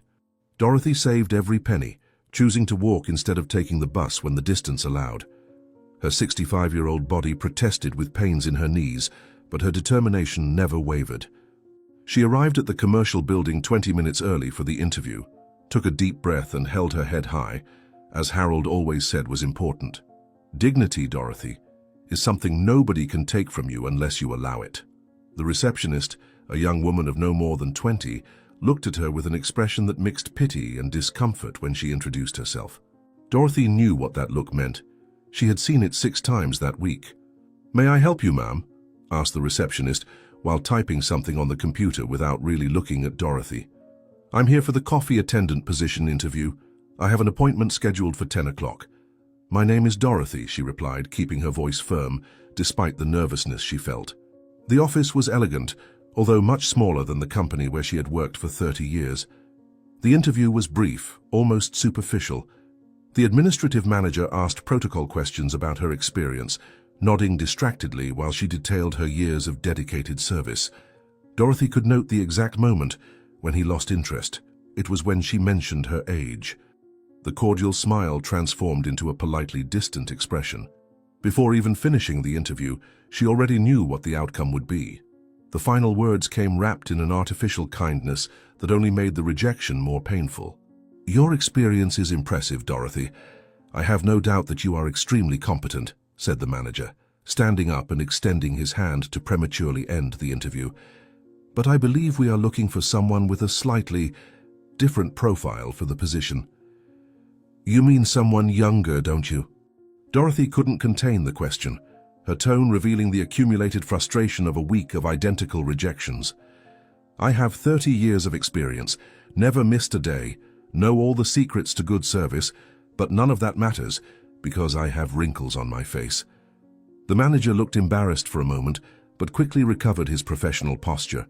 The embarrassment lasted only an instant, replaced by the polite expression that people in positions of power use when they need to say no without seeming cruel. Dorothy already knew that expression. It was the same one she saw on the executives' faces when Michael humiliated her in front of everyone. The momentary silence in the office spoke louder than any verbal response could. "We will contact you if there is any position suitable for your profile. We appreciate your interest in our company," he finally replied, his voice laden with false cordiality. "The receptionist will escort you to the exit." The way back home was even more difficult than the journey there. Each step felt heavy as lead. Each breath seemed insufficient for her tired lungs. Dorothy had lost count of the rejections. 7, 8. She had lost track of how many times she had heard, "We need someone younger," or "We're looking for a different profile," or even, "We'll keep your resume in our database." Gentle euphemisms to say that her time had passed, that her experienced hands were no longer welcome in the job market. The midday sun punished the streets, making the short journey to the bus stop seem like an endless crossing. An elderly lady like her, under that heat, walking with her head down, was just another anonymous figure in the big city, invisible to the hurried eyes of passers-by. 30 years of work and this is how it ends, she thought, while waiting for the bus that would take her back to her neighborhood. Not even a chance to prove my worth. Just one look at my wrinkles, and I'm already discarded. When she finally reached her street, Dorothy spotted a man standing in front of her house. Tall, formally dressed, with a briefcase in hand. Her heart immediately raced. She knew that type of figure, had already seen neighbors receive similar visits. She quickened her pace, ignoring the pain in her knees, fearing what that presence meant. As she approached, she confirmed her fears. A court officer with a serious expression and documents in hand. Sarah, who was playing in the small front garden, ran to hug her grandmother, oblivious to the gravity of the situation. "Mrs. Dorothy?" asked the man, consulting the papers in his briefcase. "I have an eviction order here. You are 3 months behind on rent. The landlord grants you a 5-day period to vacate the property." "5 days? But that's impossible. I've always paid on time, only in these last few months." Dorothy tried to explain, her voice failing as she held the papers with trembling hands. "I recently lost my job. I'm looking for another one. Please, I need more time." The officer maintained a neutral expression, avoiding the elderly woman's pleading look. It was just another day of work for him, just another eviction among dozens he executed monthly. For Dorothy, however, that moment marked the complete collapse of her life. Without a job, without a home, with a sick child to care for. Options were rapidly running out, like water slipping through fingers. After delivering the official documents and fulfilling his role, the man left, leaving behind a petrified Dorothy on the sidewalk, holding the papers that formalized her misfortune. "Grandma, why are you crying?" asked Sarah, pulling her sleeve, her big brown eyes full of childish concern. "Who was that man? Did he make you sad?" "It's nothing, my dear, just some papers for Grandma to resolve," replied Dorothy, forcing a smile that didn't reach her eyes. "Let's go inside. I'll prepare something for us to eat." Inside the house, while Sarah drew at the kitchen table, Dorothy began to gather their belongings, methodically organizing what they could take with them and what they would have to leave behind. Each object carried memories, each photograph told a story. 30 years in that simple house conquered with so much sacrifice, all of Sarah's birthdays celebrated there, all the small victories against the disease celebrated within those walls. Now, everything would be reduced to what they could carry in a few suitcases. While separating clothes and important documents, she tried to maintain composure for Sarah, but inside a growing desperation threatened to consume her. "Where will we go, my God? How will I maintain her treatment?" she whispered to herself, silent tears wetting the clothes she carefully folded. "Who will take in an old woman with a sick child?" It was while emptying an old drawer that Dorothy found something she had completely forgotten, a photograph yellowed by time, protected by a simple wooden frame. It was from the company's inauguration 30 years ago. There she was, much younger, beside Harold, who smiled proudly in front of the newly constructed building. He had his arm over her shoulder, in a gesture that demonstrated the respect and friendship that always marked their relationship. It wasn't just employer and employee, it was a partnership of mutual trust. Dorothy ran her fingers over the image, remembering that day as if it were yesterday. Harold had given an emotional speech about how a company was built by people, not by walls or machines. She turned the photo over, and to her surprise found something handwritten on the back, a phone number, followed by the words, "For emergencies, I'll always be here. Harold." "How could I forget this?" she murmured, examining the faded but still legible numbers. "He gave me this personal number years ago, said it was for truly serious cases." Dorothy held the photograph against her chest, feeling torn. She knew about Harold's serious health condition. His heart problem had taken him away from running the company. Calling now during his recovery seemed selfish. On the other hand, she was truly desperate, and he had always told her she could count on him under any circumstance. With trembling hands, she reached for the phone on the small table in the living room. She hesitated, her finger hovering over the buttons, the conflict evident on her wrinkled face. She thought of Sarah, of the medications that would run out in 2 days, of the eviction notice, of doors closed in her face because of her age. "Forgive me, Harold," she said softly, beginning to dial the numbers. "I have no one else to turn to." Each ring of the telephone sounded like an eternity. Dorothy closed her eyes, holding the yellowed photograph as if it were a protective talisman. After 4 rings, someone answered.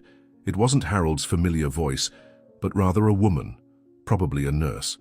Dorothy took a deep breath, gathering courage to speak, to explain her desperate situation, to beg for help without seeming to be taking advantage of her former boss's kindness. "Good afternoon. I would like to speak with Mr. Harold, please," she said, her voice firmer than she expected. "Tell him it's Dorothy, who worked at his company for 30 years. I wouldn't call if it weren't extremely important." In the hospital, Harold's luxurious room was silent, except for the constant beeping of the cardiac monitors. The nurse, surprised by the call on that personal number that rarely rang, looked at the motionless patient in bed.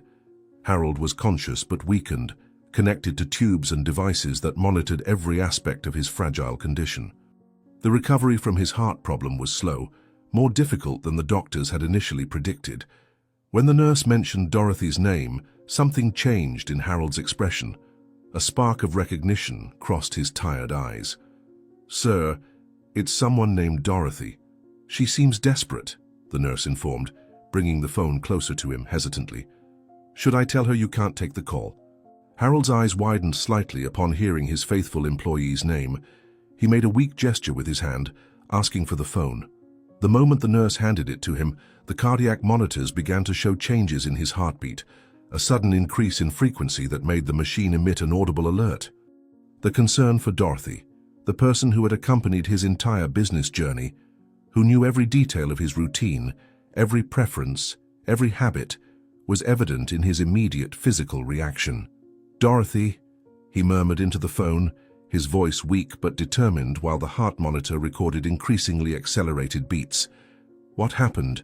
Tell me everything." The hospital room where Harold was recovering contrasted drastically with the simplicity of Dorothy's home. Walls in light tones adorned with discreet paintings, polished marble floors, state-of-the-art medical equipment, and a panoramic view of the city through large windows composed the environment reserved for the wealthiest patients. On the adjustable bed, Harold held the phone with slightly trembling hands, his fingers marked by intravenous tubes. The cardiac monitors recorded the acceleration in his heartbeat as he listened with growing attention to Dorothy's desperate account on the other end of the line. Each of her words seemed to physically affect him, making his face pale even more under the fluorescent light. The nurse observed attentively, ready to intervene if vital parameters exceeded safe limits. "My son did this? Michael fired you after 30 years of loyal service?" Harold asked, his voice weak but laden with indignation. "Dorothy, listen to me carefully. What happened is unforgivable and goes against everything I built in that company. I will resolve this immediately." While Dorothy continued her account of the eviction notice and the critical situation of her granddaughter, Harold's countenance gradually transformed. The fragility of the convalescent patient gave way to the determination of the businessman who had built an empire with hard work and unwavering values. With a firm gesture, he interrupted the nurse who was trying to convince him to end the call, arguing about his delicate condition. His eyes sparkled with renewed energy, as if indignation were fuel enough to overcome the physical limitations imposed by the disease. He adjusted himself in bed with visible effort, ignoring the pain that the movement caused in his recently operated chest. "Don't interrupt me," he said to the nurse with surprising authority. "Dorothy, don't worry about the eviction or your granddaughter's medicine. I will send my personal lawyer to your home immediately. He will bring enough money to resolve your immediate needs and precise instructions about what we will do next. Mr. Harold, please don't get agitated." "The doctor was very clear about the need for absolute rest after surgery," insisted the nurse, checking the monitors with growing concern. "If you continue like this, I'll have to call the doctor on duty." After ending the call with firm promises of help, Harold requested his cell phone, kept in a nearby drawer since his hospitalization. The nurse hesitated, citing hospital protocols and medical recommendations against stress and activities that could compromise his recovery. The businessman, however, was not willing to negotiate. With a determination that surprised even the experienced professional, he removed one of the cardiac sensors from his arm, triggering the monitor's alarm. The calculated gesture immediately brought two other nurses to the room, creating exactly the distraction he needed to reach the cell phone without interference. "I am perfectly lucid and in control of my mental faculties," he declared firmly to the professionals trying to restrain him. "I need to make 2 urgent calls that cannot wait. After that, I promise to cooperate with any necessary procedure. But now give me 10 minutes of privacy." "Mr. Harold," Dr. Castro was very specific. "Any cardiac alteration can compromise all the work of the surgery. Please understand that we are just following protocols for your own good," argued the head nurse, trying a firmer approach. The first call was to his trusted lawyer, who had been serving Harold for more than 20 years. The conversation was brief and objective. Precise instructions were transmitted. Visit Dorothy immediately, provide emergency financial support, resolve the eviction issue with the property owner, and most importantly, prepare specific documents to be taken to the company the following morning. The lawyer, accustomed to the efficiency required by his client, did not question the unusual orders, only took detailed notes and ensured that everything would be executed as requested. While speaking, Harold observed through the window the movement of the city below, feeling a renewed sense of purpose and responsibility that had always guided his decisions as a business leader and as a human being. "Benjamin, I want you to understand the gravity of the situation," Harold explained, his voice gaining strength with each word. My son is destroying everything I built, not just physical structures or numbers in financial statements, but the fundamental values I have always stood for. Our company was not built on exploitation or disrespect, and I will not allow it to transform into that in my absence. I understand perfectly, sir. I will personally take care of every detail. Mrs. Dorothy will receive all necessary support, and the documents will be ready for tomorrow as requested. Should I inform your son about these measures? Asked the lawyer, anticipating possible complications. The second call was to his personal doctor, demanding immediate hospital discharge, against all recommendations from the team. The discussion was heated, with the doctor listing the risks of interrupting treatment and supervised recovery. Harold, however, was unyielding. It wasn't about stubbornness or impulsivity. It was a matter of principles, of correcting an injustice committed in his name, using a company that carried his values. After almost 20 minutes of argumentation, an agreement was established. He would be discharged under his own responsibility, with the condition of keeping a private nurse 24 hours and returning immediately to the hospital if he presented any alarming symptoms. Doctor, I understand your concern and I appreciate it. But there are different types of healing, and at this moment my soul needs repair as much as my body, argued Harold, with a serenity that contrasted with the gravity of his decision. If I don't correct what is happening, no medical treatment will bring peace to my heart. As your doctor for 15 years, I know it's useless to argue when you make a decision based on your principles. I will sign the discharge under responsibility, but I am registering my formal protest, and I demand that you maintain continuous cardiac monitoring, and the nurse I will designate, replied the doctor, acknowledging the lost battle. Meanwhile, at the company headquarters, Michael was conducting a meeting with key executives, celebrating the results of the first measures of modernization and efficiency implemented in just 1 week. Impressive graphics on the screen showed reductions in operational costs, mainly due to the personnel cuts he had made. Employees who had been with the company for decades were replaced by young recent graduates with significantly lower salaries. Processes were restructured, aiming for maximum productivity, often at the expense of the well-being of the remaining employees. The meeting room, previously a space for collaborative discussions under Harold's management, had transformed into a stage for authoritarian monologues by his son. "Gentlemen, these numbers are just the beginning," declared Michael, with a satisfied smile while pointing to the projections on the screen.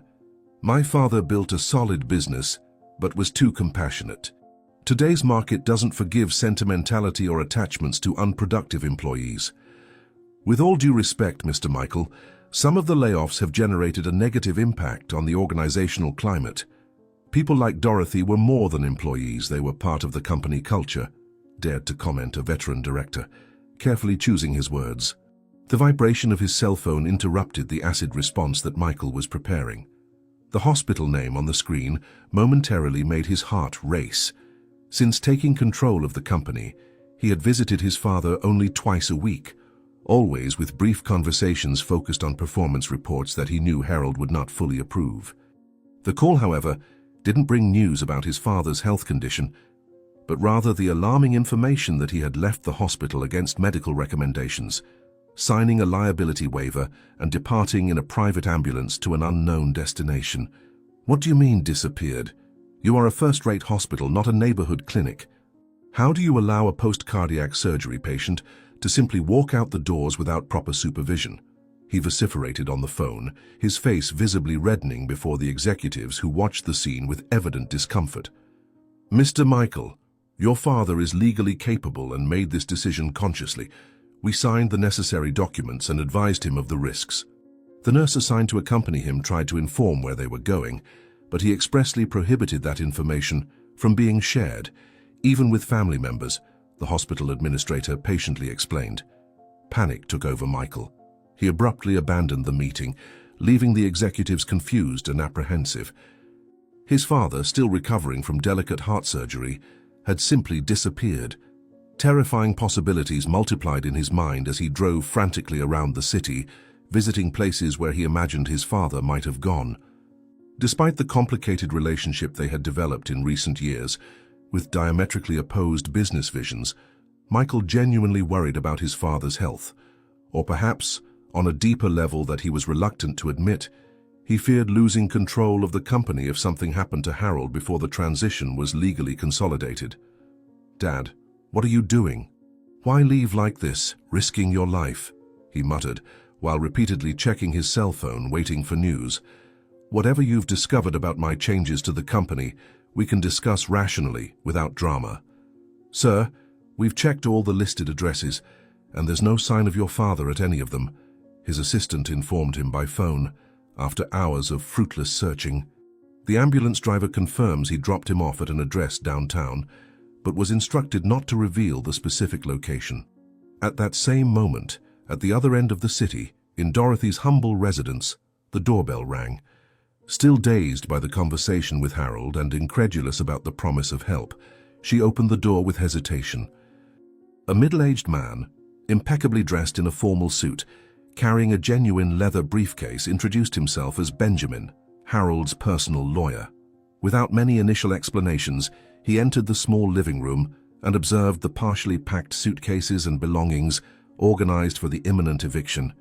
His professional expressions softened when he noticed the pale girl sitting on the sofa, clearly debilitated, leafing through a worn-out book. "Mrs. Dorothy, Mr. Harold sent me to resolve your situation immediately," he said, opening the briefcase and removing envelopes and documents. "First, here is an amount to cover your emergency needs, medicines, food, and any medical expenses for your granddaughter." "Is this real? Did Harold really send help so quickly?" asked Dorothy, holding the envelope with trembling hands, almost fearing that everything was just a dream born of her despair. "I haven't spoken to him for more than a week, since his son fired me." The lawyer methodically explained the next steps, while Dorothy listened in shock. The eviction problem would be resolved immediately. Not only would the back rent be paid off, but Harold had ordered the purchase of the property and the transfer of the deed to Dorothy's name in recognition of decades of loyal service. The medications for her granddaughter would be delivered within an hour, after Benjamin personally placed the order at the specialized pharmacy that served Harold's family. However, the most surprising was yet to come. With careful formality, the lawyer removed a final envelope from his folder and handed it to Dorothy. "This is both an invitation and an instruction, Mrs. Dorothy," he explained, as she carefully opened the envelope. "Mr. Harold requests that you attend the company headquarters tomorrow, promptly at 9 o'clock in the morning. Wear your best clothes and be prepared for an important meeting. A driver will come to pick you up." "But I don't understand. Why does Harold want me to go to the company? After the way I was humiliated and fired, I don't know if I could face those people again," replied Dorothy, confused and apprehensive. "And Michael certainly won't be happy to see me there." With a slight, enigmatic smile suggesting knowledge of plans he couldn't fully reveal, Benjamin stored the signed documents in his briefcase. Before leaving, he gave Dorothy a card with his personal contacts, ensuring availability in case of any need until their meeting the following morning. At the door, he observed again the modest environment, impeccably clean and organized, despite adverse circumstances, a reflection of its residents' dignity and character. His final comment before leaving left Dorothy even more intrigued about what was to come. "Mr. Harold told me to convey a final message. Prepare to return to the company, but not as before. Loyalty and dignity always find their way back, often through unexpected paths. He said you would understand the meaning tomorrow," revealed Benjamin with a brief farewell nod. "Until tomorrow, Mrs. Dorothy. Rest easy tonight. How can I thank you for all this?" "Tell Harold his kindness has saved 2 lives today," responded Dorothy, tears of relief and gratitude shining in her tired eyes. "I'll be ready tomorrow promptly." The night was long for Michael. After hours of fruitless searching, he returned to his luxurious apartment downtown, exhausted and worried. Attempts to contact his father's cell phone went straight to voicemail. No one in his close circle had any information about Harold's whereabouts. Anxiety prevented him from sleeping properly, and the first rays of sun found him already awake, preparing to go to the company earlier than usual. Something told him answers might be there.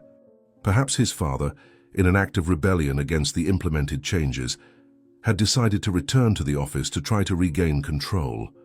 The idea deeply disturbed him. He wasn't prepared for a direct confrontation with Harold about his management decisions, especially in front of employees. If he showed up at the company, I need to be there first, prepare the ground, avoid a public confrontation, he thought, while driving through the still empty streets of Dawn. Dad, why couldn't you simply trust me to modernize what you built? Why this resistance to necessary changes? Perhaps because some changes destroy much more than they build, his conscience answered, in a voice uncomfortably similar to Harold's. Upon arriving at the company, Michael immediately noticed something different in the atmosphere. The security guards at reception, normally effusive in their morning greetings, merely nodded respectfully with indefinable expressions. In the elevator, he encountered two department managers who abruptly interrupted their conversation when he entered, exchanging meaningful glances that didn't go unnoticed. In the corridors of the executive floor, employees moved with unusual energy for that hour, whispering among themselves and quickly dispersing when he approached. Something was definitely happening, and he apparently was the only one not informed. "Good morning, Mr. Michael," his secretary greeted with a tense smile. "There are visitors waiting in your office. They arrived about 20 minutes ago." "Visitors? I don't have any meetings scheduled for this morning. Who authorized them to enter my office without my presence?" he questioned irritably, walking with long strides toward the presidential office. "And why is everyone acting so strangely today? Your father is among the visitors, sir. He arrived accompanied by his lawyer and—" "Dorothy," replied the secretary hesitantly, carefully observing his reaction. He requested that no one inform him in advance. The impact of those words was like a physical blow. Michael stopped abruptly in the middle of the hallway, processing the information. His father had returned to the company, bringing with him precisely the employee he had humiliatingly fired on his first day as president. The coincidence was too perfect to be accidental. Clearly, Harold had discovered the incident and was preparing some kind of intervention. With his heart racing and his mind swirling between indignation and apprehension, Michael resumed his determined walk toward the office, determined to maintain control of the situation, whatever his father's intention might be. So that's why he disappeared from the hospital. To orchestrate some kind of public confrontation, he muttered to himself, nervously adjusting his tie. After everything I've done to increase this company's efficiency, to prepare it for the future. Employees clustered discreetly in the corridors, trying not to appear obvious in their curiosity about the imminent encounter.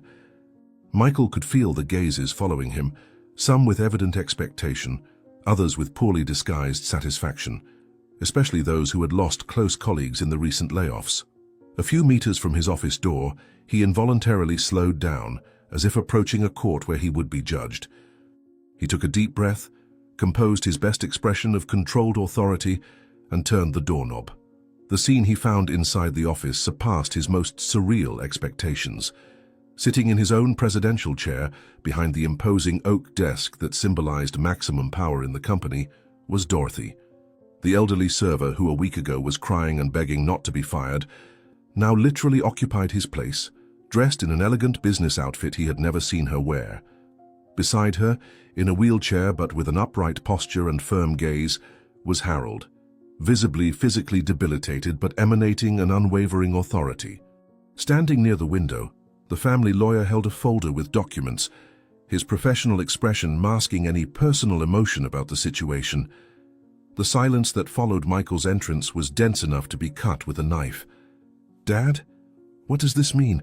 Everyone's been looking for you since yesterday," he finally exclaimed, deciding to attack from the angle of concern, rather than immediately confronting the strange configuration of the office. "The doctors said your departure from the hospital was extremely irresponsible." "Good morning, son. We've closed your office door for a few minutes. We have important matters to discuss before we summon the rest of the board," Harold responded, with disturbing calmness, gesturing for the lawyer to approach with the documents. "I believe we have some fundamental disagreements about what it means to lead this company." Michael remained standing by the entrance, unable to fully process the surreal scene before him. His gaze alternated between his father, the lawyer, and mainly Dorothy. Sitting in his chair with a serene dignity he would never have associated with the humble server he had fired. The implicit message in the configuration was clear and deliberately provocative. Some profound transformation had occurred. Some decision had been made, and he was about to discover how his brief reign as company president was coming to an end as unexpectedly as it had begun. "What is Dorothy doing in my chair? And what documents are those?" he finally asked, his voice betraying the mixture of confusion and indignation he felt. "Dad, if this is some kind of lesson or symbolic demonstration, I think you're going too far." "No, son, this is not a symbol or a temporary lesson," Harold replied, his penetrating gaze fixed on Michael. "This is a course correction.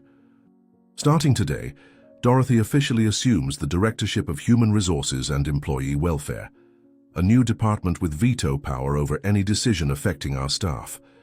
And you, my son, will learn the value of each function in this company, beginning with serving coffee at the next meetings."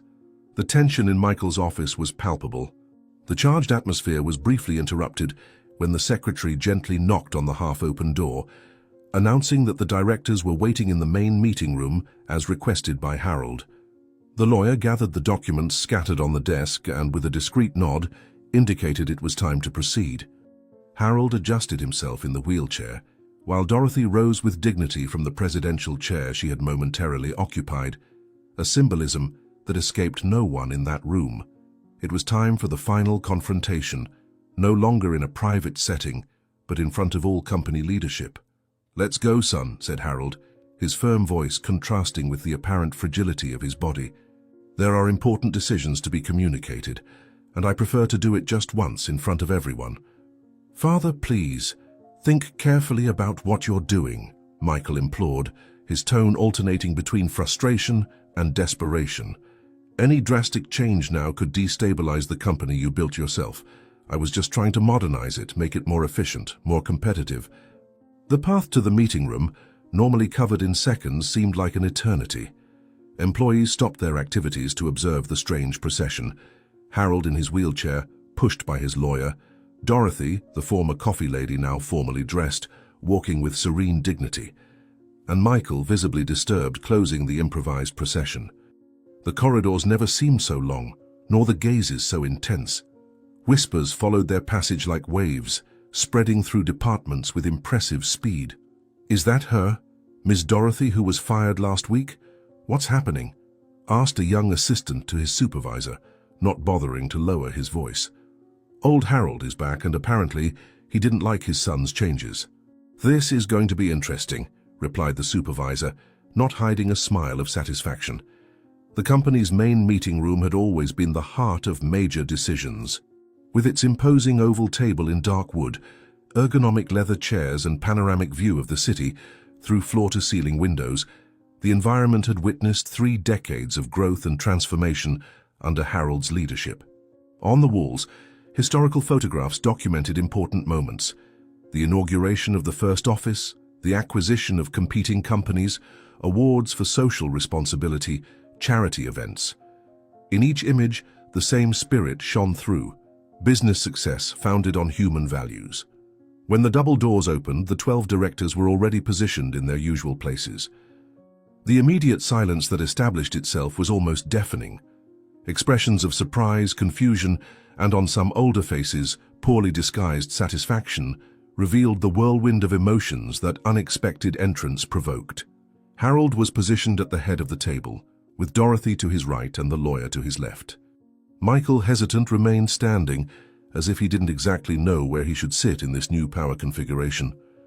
"Good morning, everyone," Harold began, his voice surprisingly strong for someone who had recently undergone heart surgery. "I know my presence here is unexpected, considering my health condition. However, there are situations that cannot wait, decisions that need to be made immediately, when the fundamental values of this company are violated. Mr. Harold, it's a pleasure to see you recovered. We were all very concerned," expressed a veteran director, breaking the initial ice. "May I ask what brings Miss Dorothy to this meeting? I believe there was an incident last week."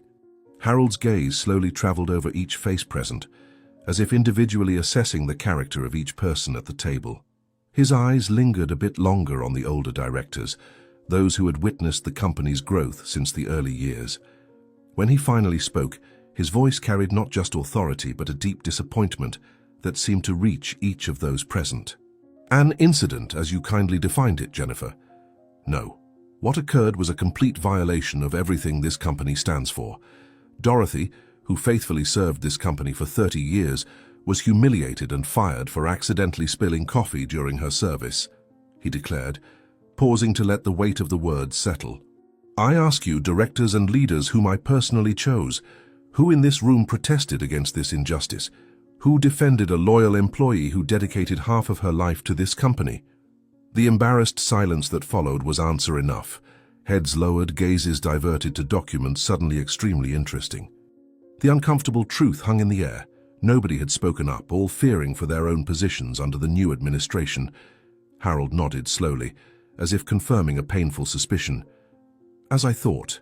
Fear silences even the most just among us, he continued, his voice now softer but no less impactful. What many of you don't know is that Dorothy wasn't just a coffee lady. For 3 decades, she was my eyes and ears in this company. In her seemingly humble position, she identified and reported directly to me numerous cases of dishonesty, harassment, and misconduct that could have cost the company millions. Expressions of genuine surprise appeared on almost all faces. Michael, still standing near the door, seemed the most impacted by the revelation. Dorothy kept her gaze fixed on her hands resting on the table, the humility that had always characterized her still present, despite the extraordinary circumstance in which she found herself. Allow me to illustrate with just one example, Harold continued, gesturing for his lawyer to open a specific folder. In 2018, Dorothy noticed suspicious behavior from a high-level executive during preparations for an important merger. Her observations, seemingly insignificant to anyone else, phone calls at unusual hours, documents quickly hidden when someone approached, led to a discreet investigation that revealed insider information being leaked to competitors. The timely intervention prevented estimated losses in the tens of millions. But that's unbelievable, muttered one of the younger directors, looking at Dorothy with new respect. All this time we thought she was just a coffee lady, an elderly woman who served coffee, Harold completed with a sad smile. And isn't exactly this type of thinking that demonstrates the fundamental problem? You've grown accustomed to seeing only functions, not people, positions, not stories, costs, not values. The lawyer distributed documents to those present, keeping a main copy which he ceremoniously placed in front of Harold. The businessman breathed deeply before continuing, visibly conserving energy for what would come next. Michael finally took a seat at the table, far from the head, his expression oscillating between indignation and growing understanding. The document in your hands is a modification to the company's bylaws, duly registered last night. I've created a new directorship, Human Resources and Employee Well-being, with veto power over any decision affecting our employees, regardless of hierarchical level, announced Harold, his voice growing in firmness. And I appoint, from today, Dorothy as director of this department. The room exploded in surprised murmurs and restrained exclamations. Michael rose abruptly, his face red with indignation, unable to contain himself in the face of what he considered an affront to his newly acquired authority. This is completely absurd. A coffee lady without higher education, without managerial experience, taking over a directorship, he protested vehemently, pounding his hand on the table. Father, this is an emotional decision that compromises the entire credibility of the company. Silence, Harold's voice thundered, surprisingly powerful for someone in his physical condition. Dorothy possesses what no diploma can teach: integrity, loyalty, and a profound understanding of what truly sustains a company. Its people. She knows every employee by name, their stories, their difficulties, their aspirations. How many of you with your expensive MBAs and specializations can say the same? The silence that followed was more eloquent than any response. Harold gestured to Dorothy, encouraging her to speak. With visible initial nervousness but growing confidence, she straightened in her chair and addressed those present with a dignity that commanded immediate attention. I never sought positions of prominence or power, she began, her voice soft but firm. For 30 years I've watched this company grow, seen people arrive full of dreams and others leave, some fulfilled, others disillusioned. I've learned that an organization is not made of walls or machines, but of hearts beating in synchrony for a common purpose. I accept this responsibility not as a privilege, but as a commitment to ensure that every person who works here is treated with the respect and dignity they deserve. The simplicity and sincerity of her words seemed to touch even the most skeptical in the room. Harold watched with evident pride, while Michael remained in stunned silence, unable to contest the authenticity of that impromptu but deeply felt speech. "As for you, son," Harold turned to Michael, his tone now combining paternal firmness with business authority, "you now face a crucial choice. You can accept this new reality, learn from it and grow as a leader and as a human being, starting by understanding the value of each role in this company, including serving coffee at the next meetings, as Dorothy did for decades with dignity and excellence. Or you can refuse to accept, and in that case I will be forced to disinherit you and permanently remove you from any position in the company I built." The ultimatum hung heavily in the air. The directors observed the scene with the tension of those witnessing the climax of both a family and business drama simultaneously. Michael, for the first time since he had assumed the presidency, seemed genuinely at a loss for words, confronted not only with the possible loss of his position and inheritance, but with a profound reassessment of his values and actions. "The choice is yours, son, but know that this is not a negotiation," Harold concluded, his tone softening slightly. "It's an opportunity for redemption." After moments that seemed like an eternity, Michael slowly unbuttoned his impeccable jacket, carefully rolled up the sleeves of his linen shirt, and, to the astonishment of everyone present, headed to the small pantry adjacent to the meeting room. He returned minutes later carrying a tray with coffee cups, which he began to serve methodically, starting with Dorothy, in a symbolic gesture that went unnoticed by no one. "I believe Director Dorothy prefers coffee with a touch of cinnamon, if I'm not mistaken," he said with forced humility, but one that represented the beginning of something new. "I apologize if it's not up to the standard of service you've provided for so many years." "It's perfect, Michael," Dorothy replied with an understanding smile. "And remember, it's not about the coffee. It never was. It's about the respect with which we serve one another, regardless of the position we hold." Harold watched the scene with evident emotion, his face reflecting both relief and hope. With a gesture, he asked for everyone's attention again for what would be the closing of that extraordinary meeting. "Before we conclude, I would like our new director to share her first official proposal," he announced, making an encouraging gesture toward Dorothy. With growing confidence, Dorothy presented her vision for a comprehensive healthcare program for employees and their families. She explained how her own experience with her granddaughter's illness and the resulting financial difficulties had made her deeply understand the importance of this support. The plan, surprisingly well structured for someone without formal management training, included partnerships with hospitals, discounts on medications, and personalized follow-up for special cases. No employee of this company should have to choose between working or properly caring for their family's health, she concluded, with the wisdom of someone who personally experienced this dilemma. This is not just a matter of benefits. It's about valuing what really matters, the well-being of the people who make this company function every day. The approval was unanimous, including verbal support from Michael, who seemed to begin to see a business perspective he had never considered before. Months later, Dorothy was organizing documents in her new office, a simple but elegant space with a functional desk and a small area to receive employees who wanted to share concerns or suggestions. Photos of her granddaughter, now healthy thanks to the proper treatment provided by the company's new health program, adorned a corner of the desk. A knock on the door interrupted her concentration. "Hey, excuse me, Dorothy, I brought coffee," announced Michael, entering with a tray. It was no longer a gesture of forced humiliation, but a ritual that had been established between them, a daily moment of sincere conversation and mutual learning. "Thank you, Michael. Please sit down," she invited, pushing the papers aside. "How was your visit to the production sector today?" Revealing. "I had never really talked to the machine operators before. Their ideas for improving efficiency are surprisingly practical," he replied, with the humility of someone discovering a new world within his own company.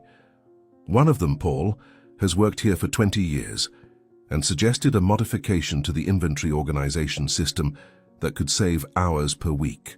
Amazing how we never paid attention to these voices. It's because some voices can only be heard when we truly make ourselves available to listen, commented Dorothy, arranging some papers on her desk. Your father was always an excellent listener. I remember how he would spend hours on the factory floor, talking to everyone, writing down suggestions in his small blue notebook. "Seos, the blue notebook. I remembered it from when I was a child. I thought they were just business notes," said Michael, with the surprise of someone discovering a new facet of someone they thought they knew completely. "By the way, how is your granddaughter? Is the treatment progressing well?" "Wonderfully. The doctors say she can reduce her medication next month," Dorothy replied, with the radiant smile of a proud grandmother. She took a recent photograph of the girl and showed it to Michael. Yesterday, she managed to run in the park for almost an hour without getting tired. Before the new treatment, this would have been impossible. That's really incredible. And to think that our healthcare assistance program has already benefited more than 50 families in just 3 months, commented Michael, genuinely moved. The productivity reports also show improvements. People work better when they're not worried about family health problems. You know, Michael, your father always said that a truly successful company is one where everyone grows together, not just in financial results, but as human beings. He'll be happy when he hears about the community lunch you organized to celebrate the month's birthdays.